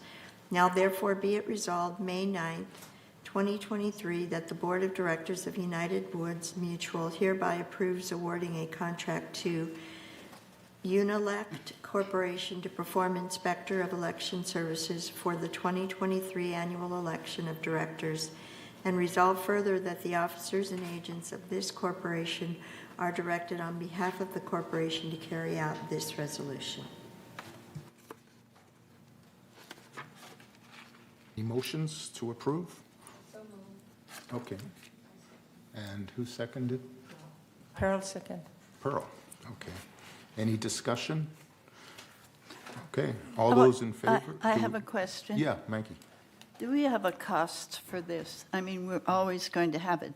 I just think we need to know how much It's it costs. $28,000, $28,120 plus postage. Thank you. Oh, I see it. Right, thank you. And it's already in our budget, I'm sure. Right, I'm sure. Okay. Thank you. Any other questions? Okay. Do we need to vote on this? Okay. Yes. All those in favor, raise your hand.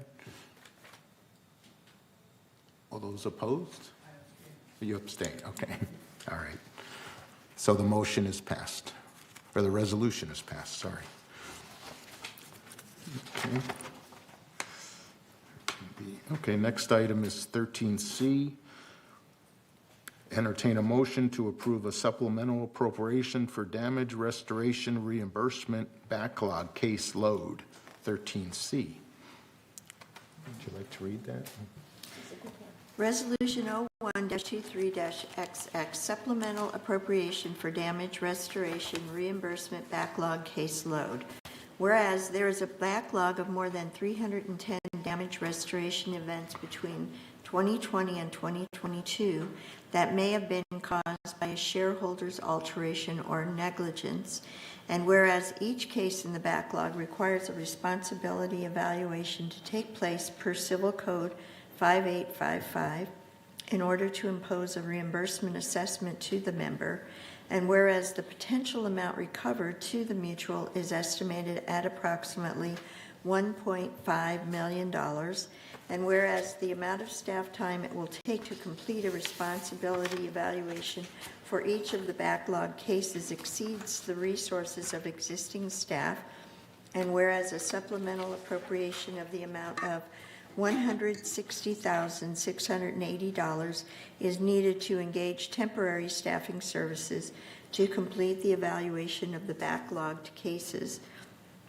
Now therefore be it resolved on May 9th, 2023, the Board of Directors of this corporation hereby authorize a supplemental appropriation in the amount of $160,680 to be funded from the operating fund for temporary staffing services to assist with processing the backlog of reimbursement cases resulting from damage restoration events, and resolve further that the officers and agents of this corporation are hereby authorized on behalf of the corporation to carry out the purpose of this resolution. Okay. Is there a motion to approve? So moved. I second it. And seconded by Azar. Any discussion or questions? Yeah, my question is, by allowing $165,000 some dollars, would that bring all the invoice up to current status? Would it, is it? May I just respond? This came to the finance, and we gave a good report from that. Yeah, This fine. is supposed to, this staff really send the bills to the residents, and some of them, they already have insurance, HO6, and they can get it from there, but they cannot apply until know. they receive this bill. Yeah. Respond to your question, absolutely comes, and we get all of them. We don't know, but we have to apply first to see how much we can receive it. Well, Well, we are going to get it. Yeah, well, this discussion started out from the membership committee, so I know very well about the backlogged invoices and stuff. My question is, by allowing this amount of money, how are we going to be current, or how far are we? I would like to ask Catching up. Damage Restoration Manager Yeah. Jay Yes. Allen to Yeah. address that. Yeah. Thank you all for your time. Yes, to your question, it should address all of the cases that we have outstanding in the backlog. That's the plan, all 314 that were in the proposal here. My staff, current staff, regular staff, would be working the 2023 cases, while this staff would focus on the backlog and be able to address everything to current. That's the plan. And I believe it's an 8-month schedule from the time you start it to the time you think you will be able to catch up and everything, correct? That's correct. It's an 8-month plan. So after this is all caught up, what would be the average time to process the invoice in the current situation? Would they get the invoice like within 2 months or 3 months, or after everything's caught up? Probably around that time. So the way my staff is handling current cases is they're preparing all the documentation that they need, ready to send out, and they're waiting on the invoices to arrive from the companies who bill us, that's kind of the place that we want to be, where it's not any hold on our actions, it's just waiting for the cost to be realized from the companies that do the work, and then include that in our reports that go out and our letters that go out to the members. Okay, thank you. So I'm going to assume that this backlog was created because everything was shut down and we couldn't work on it. Do you see any projection going forward this year and the next years that we will be up to date, other than waiting on invoices, but our work will be up to date, that our documentation will be up to date, or do you see us that we can't keep up even with 2023? I hate to keep spouting the new system will solve everything, but in a lot of cases, the new system will solve a lot of things. The majority of the staff time that has to go into this is, I call it forensics of looking through our current system and piecing together things that happened up to 3 years ago. The new system alleviates some of those concerns. It packages things into a way that links everything right to an event as a project rather than many pieces we have to put together. So to your point, not only with the reduced workload from not having a backlog, but also the inclusion of the new system, I foresee no reason why we would not be able to stay on top of it once those things Going forward. Going Perfect, thank you. Diane, go ahead.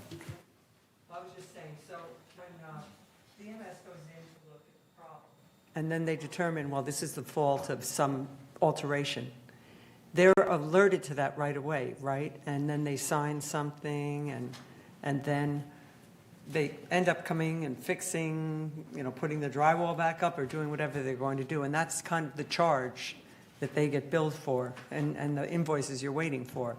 So, but they're aware of it, but it's just they're waiting. I know it took me a long time. I think when they did mine in 2019, I don't think I got it until 21 to 22. And luckily I was able to process it through my HOA, my insurance, and they paid right away. And so that was good for me. Thanks. I have a question. Yes, sir. Go ahead. Is it possible when you started this one, hopefully we passed today, and then you started every 3 months, we get a report at how we collected, how much we collected, because it's a big one, it's 1.6 million? Yeah, $1.5 million is a huge amount. So is it possible, I think we discussed this one in the finance, possibly we can get a report every 3 months? I don't see any reason why we can't give Okay, regular updates perfectly. on this. It'll be not only in case number, but hopefully in the amount per case. The amounts vary greatly. So let's say we did 150 cases on the first half and 150 cases on the second half. Those dollar amounts could vary wildly. As far as one case costs $200, another case costs $20,000. But those updates are things that we could definitely provide your way. Thank you. I would like to let everybody know, we have to train up a large amount of staff, be it our own and temporary staff. So the start may be slower than once they get into the process and get used to it. So if you get that first update, and it'll still be, I would assume, greatly over the $160,000 that we're asking for. But if you don't see $750,000, fear not, it'll be coming. Thank you. Appreciate if you get it. Diane? But you are addressing the ones that could run out of time, like first, the 2020? Absolutely. Yeah, so that's how we've been attacking the backlog. It just currently didn't allow my staff to work on current cases, but we were always addressing the oldest cases first. The only exception to that is resales. Obviously, those jump to the top, but the oldest cases would definitely go first. We want to give the members as much opportunity to file with their HO6 or HO4 as often as possible. And in order to keep the expenses down for this program, one of the suggestions that came up was to consider hiring our residents to help out, because this is going to be done on weekends, this program. And this would give our residents, if they're capable of doing it, some opportunity to make some more money and to help them. Has that been considered, or is that going to work in this case? It's been considered. It hasn't been completely tossed to the wayside, but we're still working through exactly the nuts and bolts of how this is going to work. We're not taking anything off the table. If there's people to help, we need those people involved. So we are leaning heavily into temporary staff right now because we believe that they're available and able to train there, but we're not taking that suggestion off the table for sure. Okay. Maggie, did you have some? The only difficulty I have with that suggestion is confidentiality. And I'm sure whatever you do, you could be sure that was maintained. It's a kind of a difficult thing to put a bill into another resident's hands for processing. But if that can be handled, it's a very good program. Thank you. I think we should pass this as soon as possible. Yeah, Jay, I just appreciate the plan you put together and the detail of it and the job you do. I think you do a good job and do appreciate it. Thanks. Thank you much. Thank you very much, Dan. And so at this point, any other questions? Okay, so let's call for the vote. All those in favor of this resolution, damage restoration reimbursement backlog resolution, please raise your hand. Okay, it's unanimous. Very good.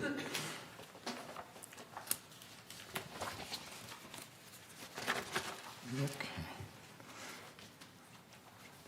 Okay, director comments. Any director comments at this point? Pearl?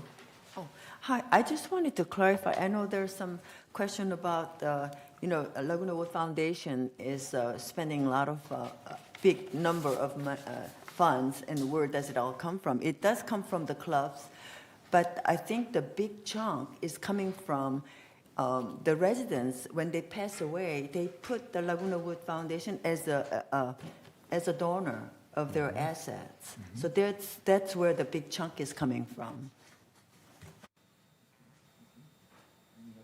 Any other comments? No? Okay. All right. Let's go to committee reports. Reports of the Finance Committee. Azar?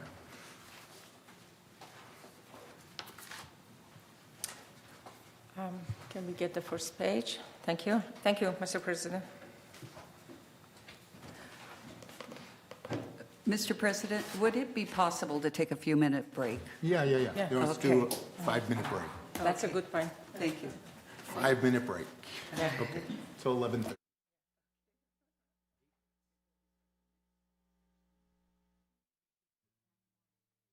And get some. That's the best one.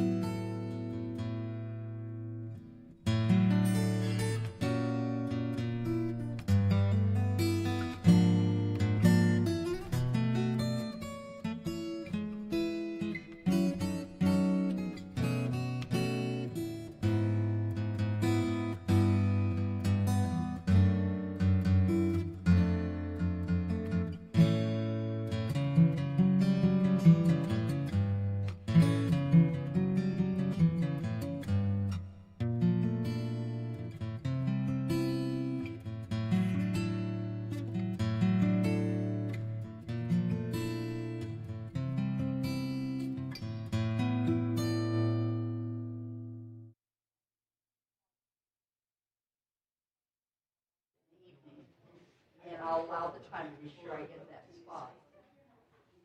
Well, I usually watch it home myself unless I have something to say, but I watch all the meetings, really, that are televised. And I figure I might as well just stay since I watch. Yeah. It's usually my day of history. Well, I'll get there. we're moving along. You're pretty looking good. at yourself. 11:30. That works because it's close.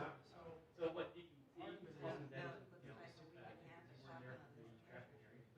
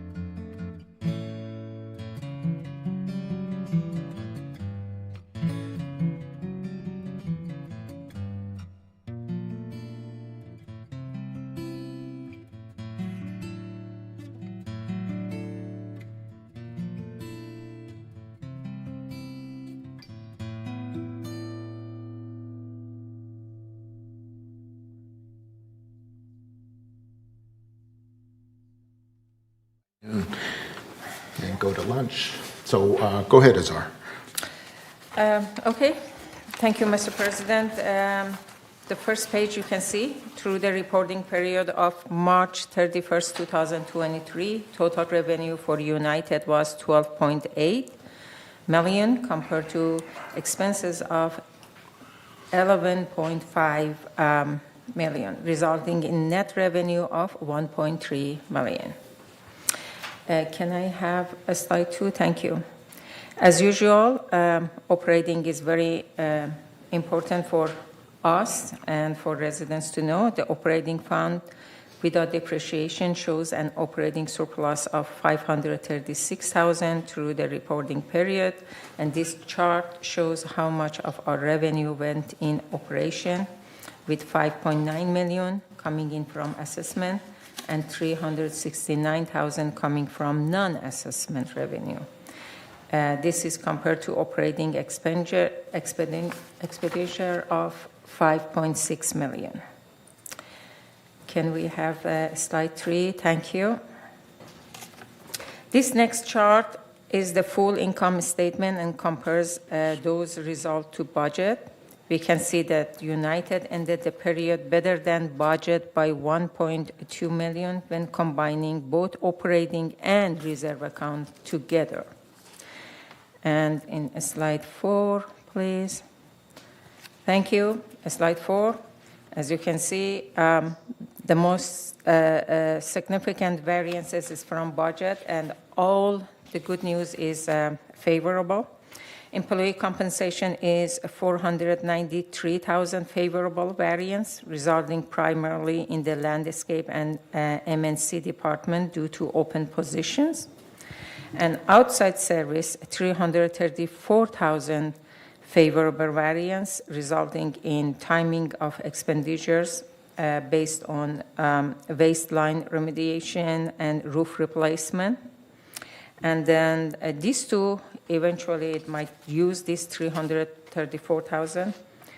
And then investment income, as usual, we are all happy, is green, $148,000 favorable variance, resulting in the higher rate of return received on Treasury bill investment than anticipated at the time of budget operation. We go to slide 5. On this pie chart, we show non-assessment revenue earned to date is $554,000. Revenue is organized by categories, starting with our largest revenue-generating category, investment income, followed by fees and charges, laundry, lease, processing fee, and go so forth. And slide 6. On this pie chart, we see the expenses to date is $11.5 million, showing that our largest category of expenses are for employee compensation and property tax, followed by outside service, insurance, utilities, and material and supplies, and so forth. And on the right side, you can see on the corner, we show the breakout of utility category. On slide 7, we see those same expense, but not included the property tax, because that's different funds. So you can see how it works. And slide 8, our fund balances are shown here. The contingency fund balance on March 31st, 2023 was $1.1 billion. Contribution collected total $19,000 with no expenditures to date. The reserve fund balance on March 31st, 2023 was $17.3 million. Contribution and investment revenue collected total $3.1 million, while expenditures was $2.4 million. The property tax fund balance on March 31st was negative $500,000. Contribution and investment revenue collected total $3.4 million, while expenditures was $3.2 million. And if we go to page 9, Here you can see we compare this to historical fund balance for the past 5 years on this chart, which we have average of 19 million. And in page 10, we have a slide here to show resale history from 2021 to 2023. Throughout March 31st, 2023, United resales total 77, which is 44 resale lower than prior year, unfortunately, for the same time period. However, the average year-to-date resale price for the United Manor was 332,000, which is 18,000 higher than last year. So the price didn't drop, but the resales dropped. So that was basically the report of that. And can I go for the number 3 report? Okay, yeah, go ahead. So when I go back to the fund balance report, why do we have property tax fund on there? It's not even showing on the chart. Is it? Which page you are mentioning? Is it because we just paid it and we're in the negative? Which Yes. is fine because we We make it just up every made it month. every Yes. month, yes. But so we'll start seeing it show on the chart. When, That's- like month after month, no, your property tax fund. Can you tell me exactly which page you are It talking? says page 11. Page 11? Yeah. Because you mentioned page 9. Yeah, Okay. fund balance. Okay. Page 11, I don't have. Property tax fund is not even on there, and, but the reason, There it's is no negative. page 11, it's page Right 10. here, page 11 of 12. Oh, on the top, okay, Oh, page 9. sorry. Okay, so what was your question? So property tax fund is in the negative, which doesn't show here, but I know why it's in the negative is that because we paid it out in April, and it will slowly build up as our HOA receipts come in for property tax. It starts to build again, and then in January or the end of December, it happens again. But if it's not if it will start to show on here, and if it's negative, shouldn't it show negative? This is the blue one, and only, actually, I don't know that property tax fund here, because it's only contingency and replacement. Yeah, This chart so is contingency I and think replacement. that was kind of That my was point. kind It of shouldn't be on yes. there. And I don't know, I actually, good point, because always we have contingency and replacement, and that little line, average line, which just shows. That black one is just Yeah, I not think here. that should be off of That's there. not Yeah. here. Okay, thank you. Okay, and now we are going, yes, yes. Is NCB not funding anymore? Is it Pardon? reflected in this? Pardon? NCB is not funding us anymore, right? NCB, no. No, after NCB never funded. NCB got it and then sell it to the Fannie Mae. And then Fannie Mae whatever. back up, and then therefore, no. It's almost 1.5 years. Yeah, but so there is nobody funding United Properties anymore? You mean they were funding loan? There is no loan. loan right now, but we are working on that, and I'm reporting right now. If you give Oh, me okay. 1 minute. Because I have somebody who would fund. Okay. And then the next report, other question now for the finance? The report is in a private loan research ad hoc committee. We are meeting every week, and we are progressing very, very well. The promising note and security, and basically is 2/3 of the work is done. And the last part, hopefully in 2 weeks we are done, and then we will send after that package our legal counsel before we represent to the board. And hopefully, if we are going meeting, we will be ready to present to board to decide it or for their comment. So at this moment, that is for the loan, and then the report, that's it. the report of budget is number 5 is President Ross, it's not me. How about investment ad hoc? Oh, the investment ad hoc committee, there was 3 items that created for working for 3 items, changing the investment, which happened in November 14, and the next was written a policy, which already presented and passed, and by this policy we sent to 4, yes, actually 5. We have a good companies that they are willing to come, and we are going to process of interviewing them. And then after the committee decided, we will present to the board the result of that. That would be by end of this May, probably by next June. Hopefully we can present both of them. Okay. Diane? Well, I just want to know, is that going to be an open meeting, and is it going to be published on the meeting schedules? Yes, all of them. Investment is a closed session, always was closed investment. But the private loan, yes, is open, and then you're welcome to come. But as a board member, are we allowed to go to those meetings? Of course. Yeah. I mean, Yeah, so, I said I mean, of course, but I'm guessing yes. Even closed. I'm saying, Yeah. to my view, you should, but I don't know the rule. You The can rule, I think, come. is we can go. You can go to any of those meetings, yeah. Yes. And they'll be published too. They're coming up in May. Yes, and we will. And we will they're scheduled with the investment advisors who are representing large companies that are providing these presentations. And I think there's 2 scheduled at each of these meetings coming up. So you should attend those. Everyone should attend those if you're Yes, available. the better view. But Sure. Great, thank you. That's it? yes, thank you so much.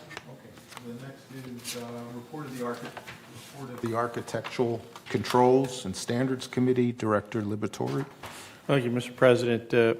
We haven't had any requests for alterations, and so to save time and money, we didn't have a meeting last month, and we're going to cancel the one this month that was due in May. That's all I have. Okay. Mr.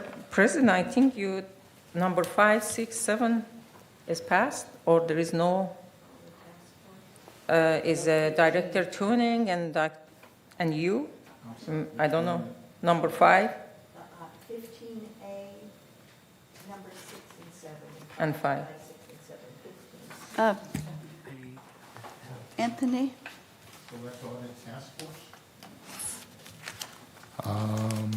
Anthony. Is that Director Tuning? Is item 6? Tom? Yeah. Select Audit Task, is that still ongoing? I don't even know. No, we can just say that the audit's been issued and it's been sent out, Okay. so. It's done. And I assume it's out on the website also, probably, or will be soon, but it's been sent to all the members, so that's Okay. been completed and approved. Okay, so that takes care of 6 and 7 then. Okay. Then item C, which is Director Lee on the committee, report of member hearings committee. Okay, well, last month membership hearing, we had almost all the penalties were caught up. Everybody paid, and then all the charges that were outstanding was paid. And by adding these extra hours, who could work on the 2020 through 2022 invoices, we'll even have more invoices that were being paid. So I think next couple months, maybe within next 3 to 4 months, we will see more presentations of the invoices that are ready to be collected. Thank you. Okay, thank you. Next item is governing documents, Director Blackwell. Thank you. We met on April 20th. We discussed room rental policy, the sublease, and room rental policy. Those are, sublease is one thing, room rental policy is another. Room rental policy means the owner, the member is still in the unit. Sublease, the sublessee replaces the member in the unit. And so we were presented with a sublease and room rental policy, but it had both different entities together in the same policy, and the wording became very complex. So we worked through it, and we're going to be working on, we suggested, but we haven't demanded, 2 separate policies. Because if you're reading about sublease room rental policy, it sounds like it's all one thing, but it's entirely different. So we are asking, we'll be working on separating those into 2 simple policies. They'll have the basic things, but the rules change slightly for each one. And rather than have residents and us trying to figure out who is what in which question, we said we just need to divide those into 2 simple policies. It just would go like this. And you pick out the one you need. You're either a room renter or you're a sublessee. And so you just go through the simple policy. And so that's what we will be working on next time. We had a policy for committee meeting rules, and we suggested that, and we are going to be talking about that at an upcoming meeting. Now, everybody knows basic meeting rules, but there are unmentioned basic meeting rules that people always follow, and we want to be sure they do always follow them. So we're just going to make a very simple committee meeting rules so that everybody knows exactly, and it won't be too burdensome. It just be all the rules and customs in one place. We were also going to put the accommodations for disabled residents. There are some documents in alterations that we think we should tag, so alterations needs to locate those, or we'll help them locate those. For alterations about handicapped persons, and there are laws they automatically follow, but they're also not noticed specifically, so we might just notice them specifically, and that we'll talk about Anthony for that. And so those are our 2 future agenda items, and we will appreciate a meeting from alterations at some time when they are ready with that to present us with what they have. Jeff just felt that we should have those policies easily ready together, the alterations policies for handicapped persons and any policies in M&C for handicapped persons. And if those 2 are together where someone can find them, then Jeff thinks we'll be in good shape. He just suggested that we just locate those and put those in a simple place so that a handicapped person that is putting in their request will know exactly where to go. They do know, but other people who are just looking online for it don't know. If you call up alterations, you'll eventually get there, but they want to make it a little easier. So our next meeting is scheduled for May 18th at 1:30. I just have a quick follow-up question regarding the sublease program that we currently have.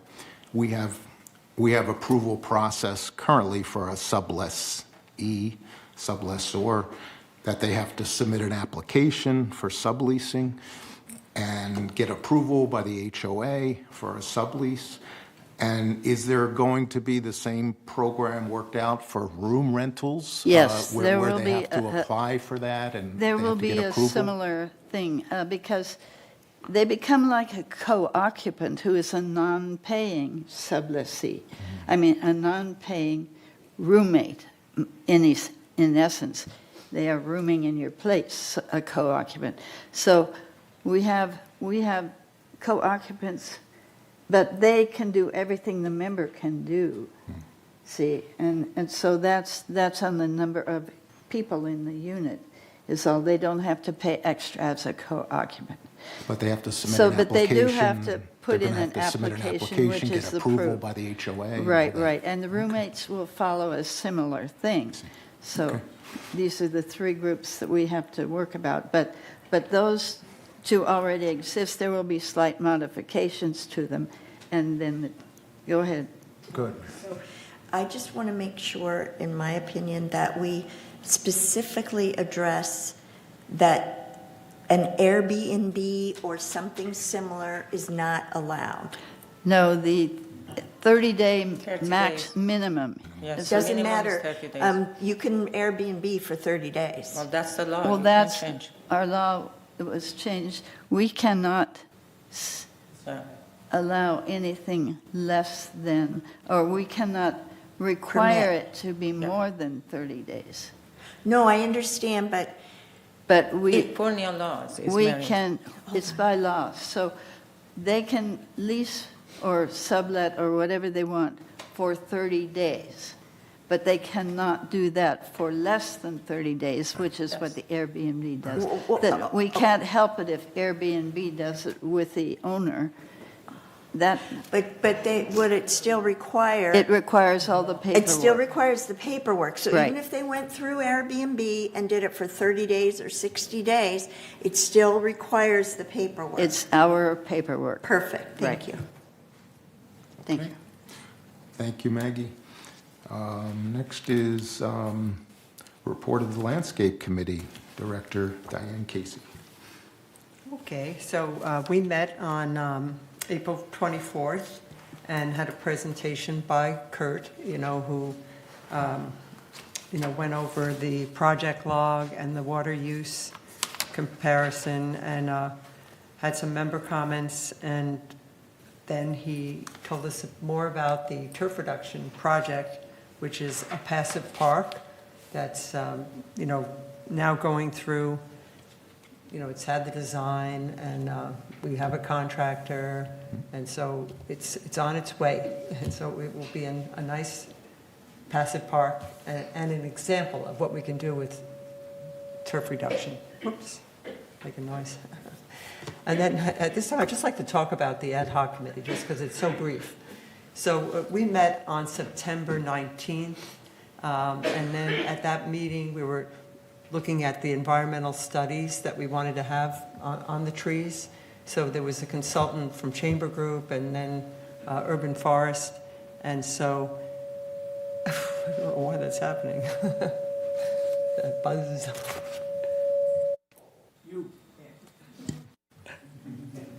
It is. In the way. Nope. Louder. So, they hired those two, and the ad hoc committee needs to kind of go over those reports and come up to speed on how useful they will be to us. So that's coming up. We don't have a date. I'm going to meet with Carlos this Friday to go over my thoughts and on the report that I had. So that's where it stands right now. Thank you. Next is me, maintenance and construction. So there was a couple things that we talked about at maintenance and construction. One of them is the moisture intrusion backlog, which we talked about this morning, and we addressed it. It was approved by finance and it was approved by us to move forward with that, and hopefully we'll be caught up in the next 8 months with that program. The other thing that we talked about, or I talked about, was to ask M&C to study the idea when we do upgrade our manners in United to consider giving credits to the owners, and the credits would be paid for by United in exchange for the owners, or the owners doing work towards improving our infrastructure, such as replacing old pipes or water shutoff valves, or whatever the items that we would normally be responsible for. Why don't we give the opportunity when the units are upgraded to give them a credit towards doing that work, and so that we don't have to upgrade that unit's pipes or insulation or any of the things that we have to do over a long period of time that hasn't been done. we can take advantage of the contractor and the owner and give them a little bit of a break in exchange for doing those services. So M&C is going to, staff is going to prepare a report back to us at our next meeting to see what we can do to set up a program like that. And I know that Third is also working on a similar program. So this could be community-wide for any time that there's upgrades to manors or condos or co-ops that that we as the HOA could give credits towards doing upgraded work, which would help our infrastructure, which would normally be replaced anyway. So that could save us money, plus it could modernize our facilities, our properties as well. It's something that we're studying and hopefully we'll be able to implement in the next few months. Next, Mary. So also in that meeting, and I haven't seen the report yet, but we were given the solar production report, and I suggested that in March of every year that the board get emailed that. I'd like the board to get emailed the last report. And the reason it would be March is that all of the savings are, there's a true up in January for the last year. And you can then see how much we saved in having the solar panels. Because I didn't believe we did, but we did. And so I just suggested that next year that we get that report, but I hope that this year's report also gets to the board members so that we know and we can answer the questions, because it comes up every so often from our members to us. Well, why do we have them? Are we saving any money? We actually are saving quite a bit of money. And one person also said, well, does it go into the laundry room? Does it go? No, it goes into the grid. It goes into the grid and we use off the grid. But we get money, we get credit for what goes into the grid, and they're actually, right now the is negative because we're paying off the investment. But in not too many years, we're going to start seeing a positive. Okay, so that's why I'd like that report sent to all of us, and then once a year sent to all of us, because monthly will make no sense. It just causes confusion because of the true-up. Okay, Thank you, Mary. Okay, next item is United Resident Advisory Committee, Director Liberatore. Thank you, Mr. President. We had a very successful meeting. We have a lot of attendees, but we had to have the meeting up in the Sycamore room because our room, some other meeting here at CAC overlapped it. So it's a very positive, but I can't talk too much about it because there's some privacy issues. I don't have the permission from the people who have attended to talk about it. So, and our next meeting is this Thursday, May 11th, in the Elm Room here. That's my report, sir. Okay, thank you. Going to GRF highlights. Wait, Did I forget one? we have new resident orientation. Oh, I'm sorry. Okay, new Okay. resident orientation. Right. The new Meg. resident orientation is an informational session providing new residents with an opportunity to get acquainted with the operating rules and to talk with a board member who represents your mutual.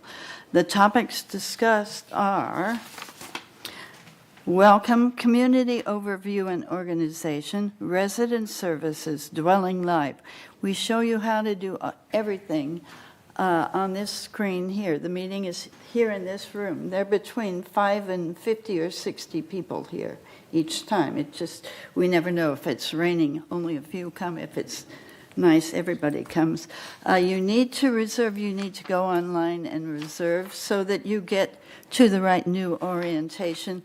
We don't really want third people to hear all our secret information, so they need to go to the third. Okay, and we tell them about community overview and organizational structure, resident services, dwelling live. We show you exactly how to sign up on this screen.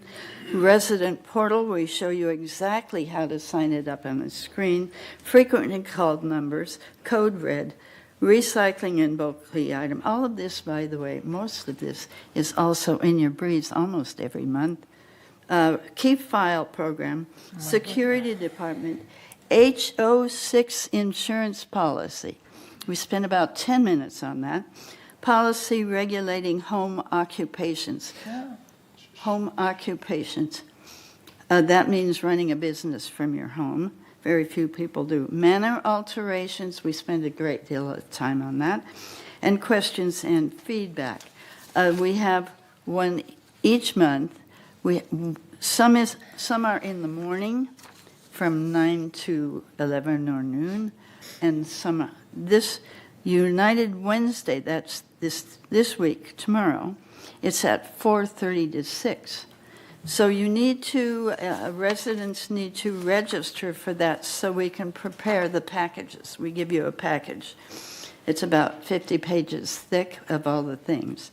And so we need that. And we do not check the date you moved in. So even if you moved in 7 years ago, if you've never been to one and don't know anything about the village and don't read your briefs very carefully, come to the new resident orientation and find out what you've been missing. Thank you.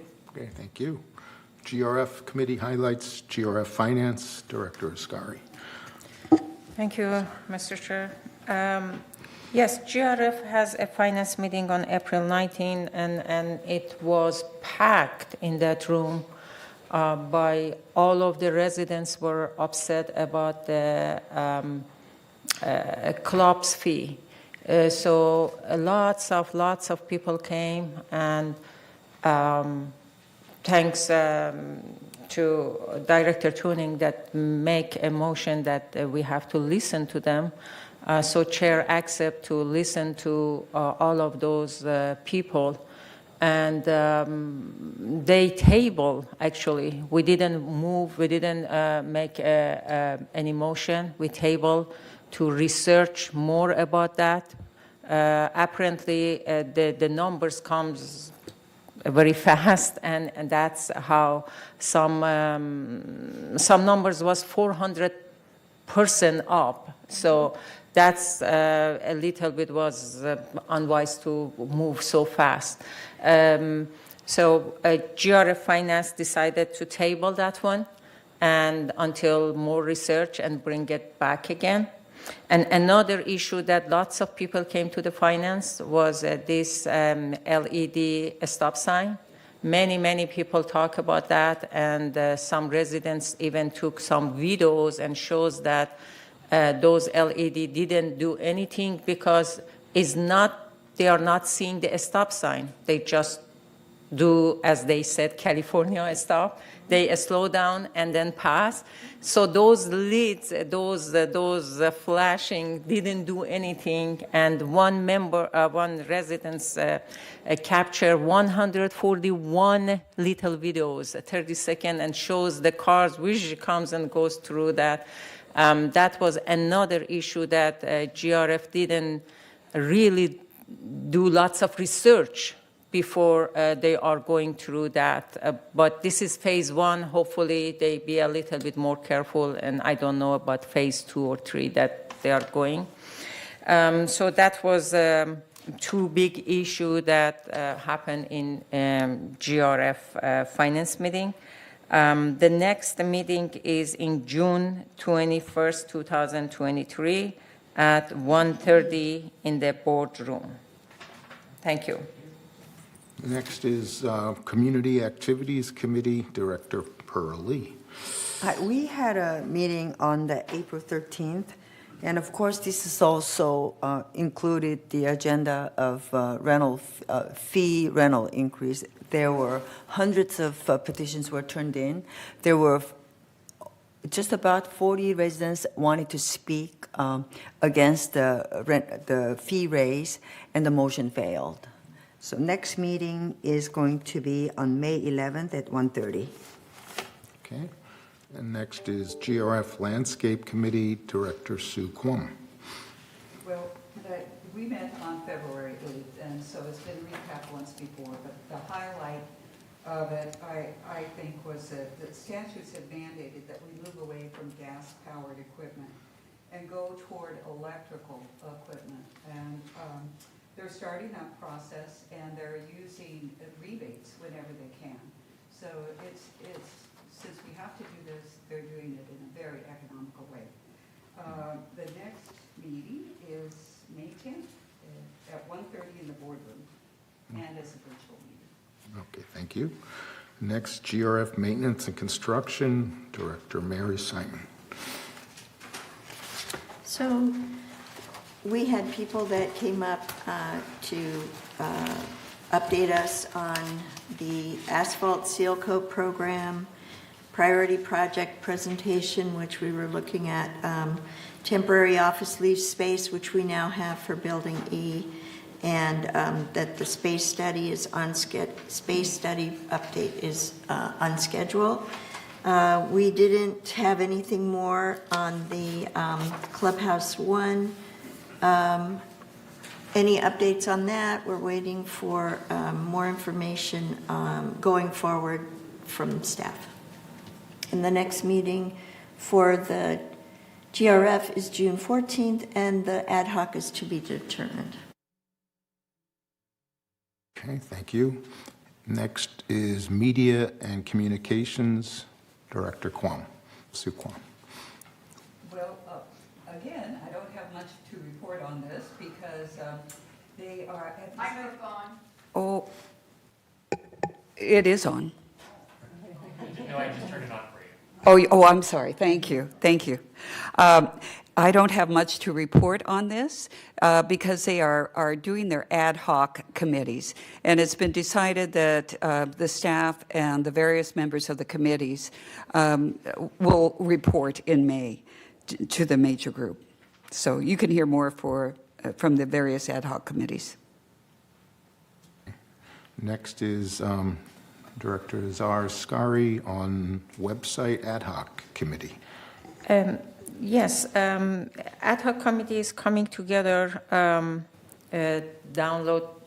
narrowing to the two companies that they wanted to do this job, and we are just comparing. In the last meeting that presented, some committee members has concern, especially about the research tab, that make sure that the research tab is the most important things in the website that people can find it. And then many others issue. The result that backs was not on the timing for the website ad hoc committee, so they moved the meeting to May 12. So May 12, we have, this is a closed session again, is only virtual meeting for the members. Hopefully by next month, I can report that which company they are going to design, and hopefully residents likes this new design. Okay, thank you. Next is Broadband Ad Hoc Committee, Director Diane Casey. Yes, so we met on April 17th, and we've been going over the different scenarios that have been suggested, and so we already went through one, and we were doing two, and two kind of goes into three, so Director Bach and Director Kwam are now on that committee too, and so some big decisions and a lot of information to understand. So we have our broadband consultant going to help us with the RFP that's going to go out to different vendors that could help us. So that's where it stands, and May 23rd is our next meeting. So I have a question for you on this Broadband Ad Hoc Committee, and we have three very capable directors on this committee.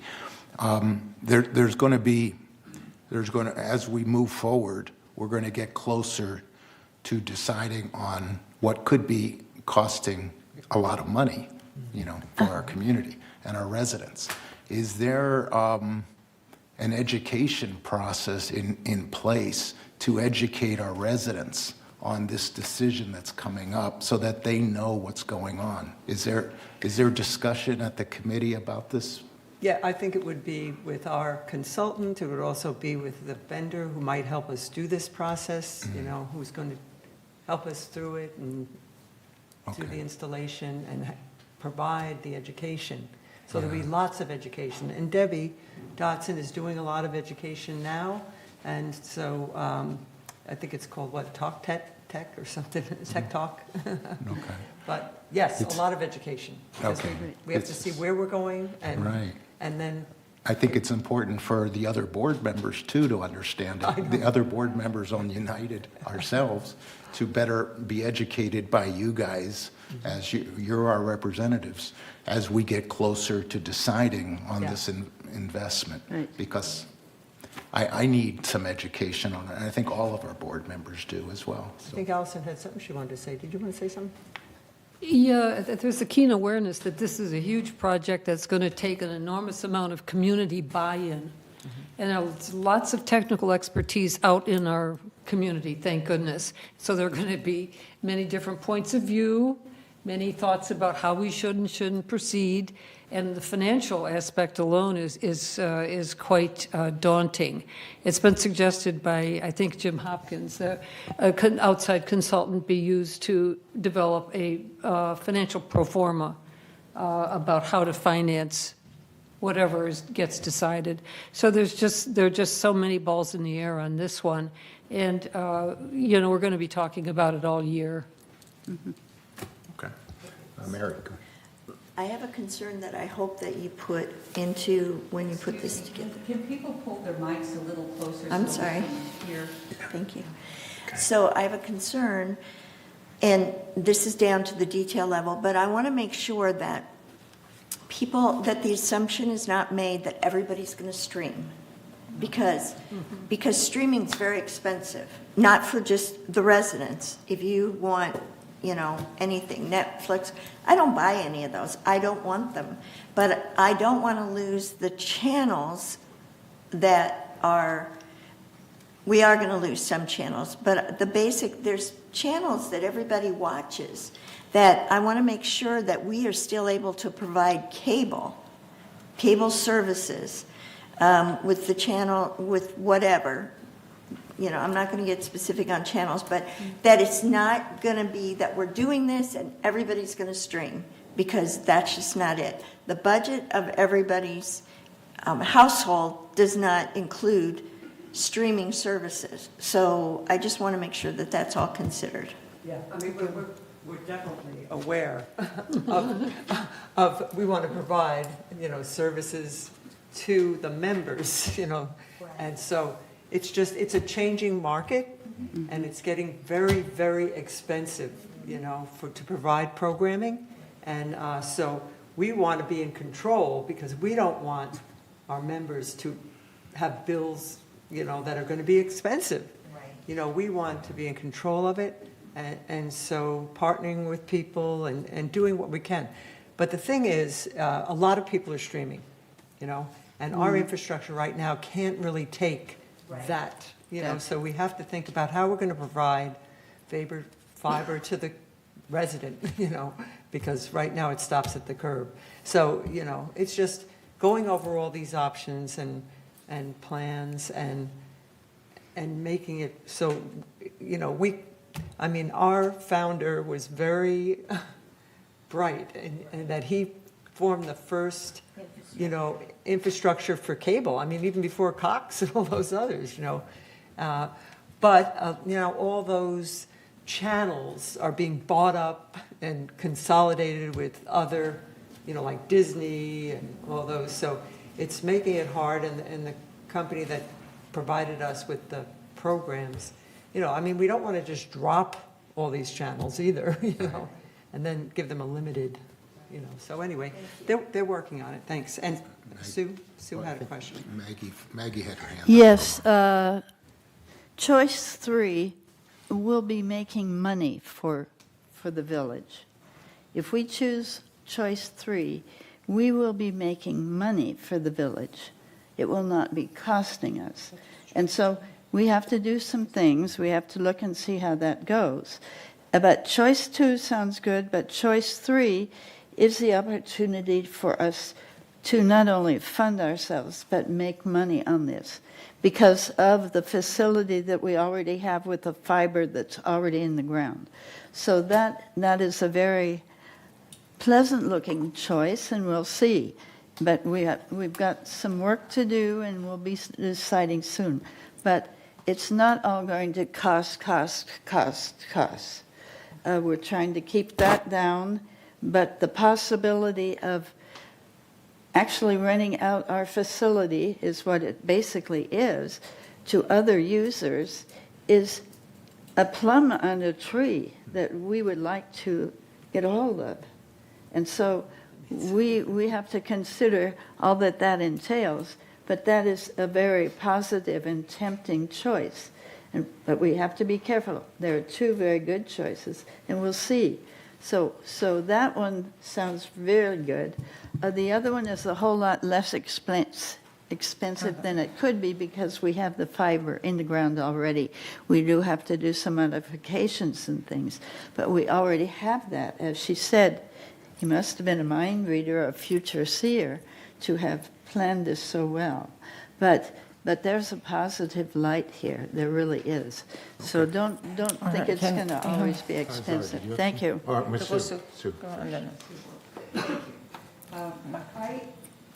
Sorry, I did it again. Okay, I think the cost of upgrading is daunting, and I guess I'm wondering, are we required to do this? Is this an infrastructure system that's implied or that is mandated? Because I do wonder about that. And also, where is this money coming from for the infrastructure upgrade? Is this coming from the Mutuals Reserve and VMS Reserve? Or I just, before we go down, it's excellent work. They're doing excellent work, and I understand that it would be very, very valuable to upgrade. And the infrastructure is not going to be able to support this, going forward. But what is the cost? Yes, it is. Where is the money coming from? And is this something that's required? If this has to come out of our reserves, do our members want that versus purchasing from Cox? Or those are the type of questions that I'm getting. And I'd like to know how to respond. Okay, can we not go to the debate because this is for probably... Yeah, this can go on for hours, so I just which want will to say never one thing. resolve. Go It is, ahead. things are being discussed, and that's why we have you on the committee. Because we want to hear, what you have to say. And also there's, things that we could partner up with someone, and they might take the expense. Who knows? The current system it will be impossible to run in 2 years. It's going to end in less than 2 years. Our current system cannot work. No one will be supplying those things in 2 years. Okay, So that's not true. Okay, that's not true for 2 years. Okay, Mr. President, my hand was up. We're going to end the discussion. Oh, you on never this. asked Okay. my name. So we're You going to never end. asked my name. No. It's just a suggestion, not discussion. Okay. Can I add One suggestion? final- Actually, Shivani, serious suggestion. A So suggestion is, it's such a big things like this. Why we cannot, she talked 5 minutes, Director. Okay. Director All right, Blackwell, we're- 5 minutes talk about choice 1, choice 2, Okay, choice 3. let's end the discussion. I didn't know because about choice. Azar, we're going to stop. No, I want suggestion. No, we're going to stop. Oh, at This this is point. actually a Because this is closed subject. session. It's a closed subject. Yeah, okay. Of course, it's big, so. I was just opening it up just so that it's important to know that there's going to be big expenses and very complex decisions, and it should be educated to our residents as far as our board members as well as everyone should be aware of it coming downstream before it happens. That's the only thing I wanted to comment. So let's move on at this point. So number F, report of the mobilities vehicle. I got nothing. You'll be glad to hear I've got nothing. We met back in February. There are buses, new buses running around.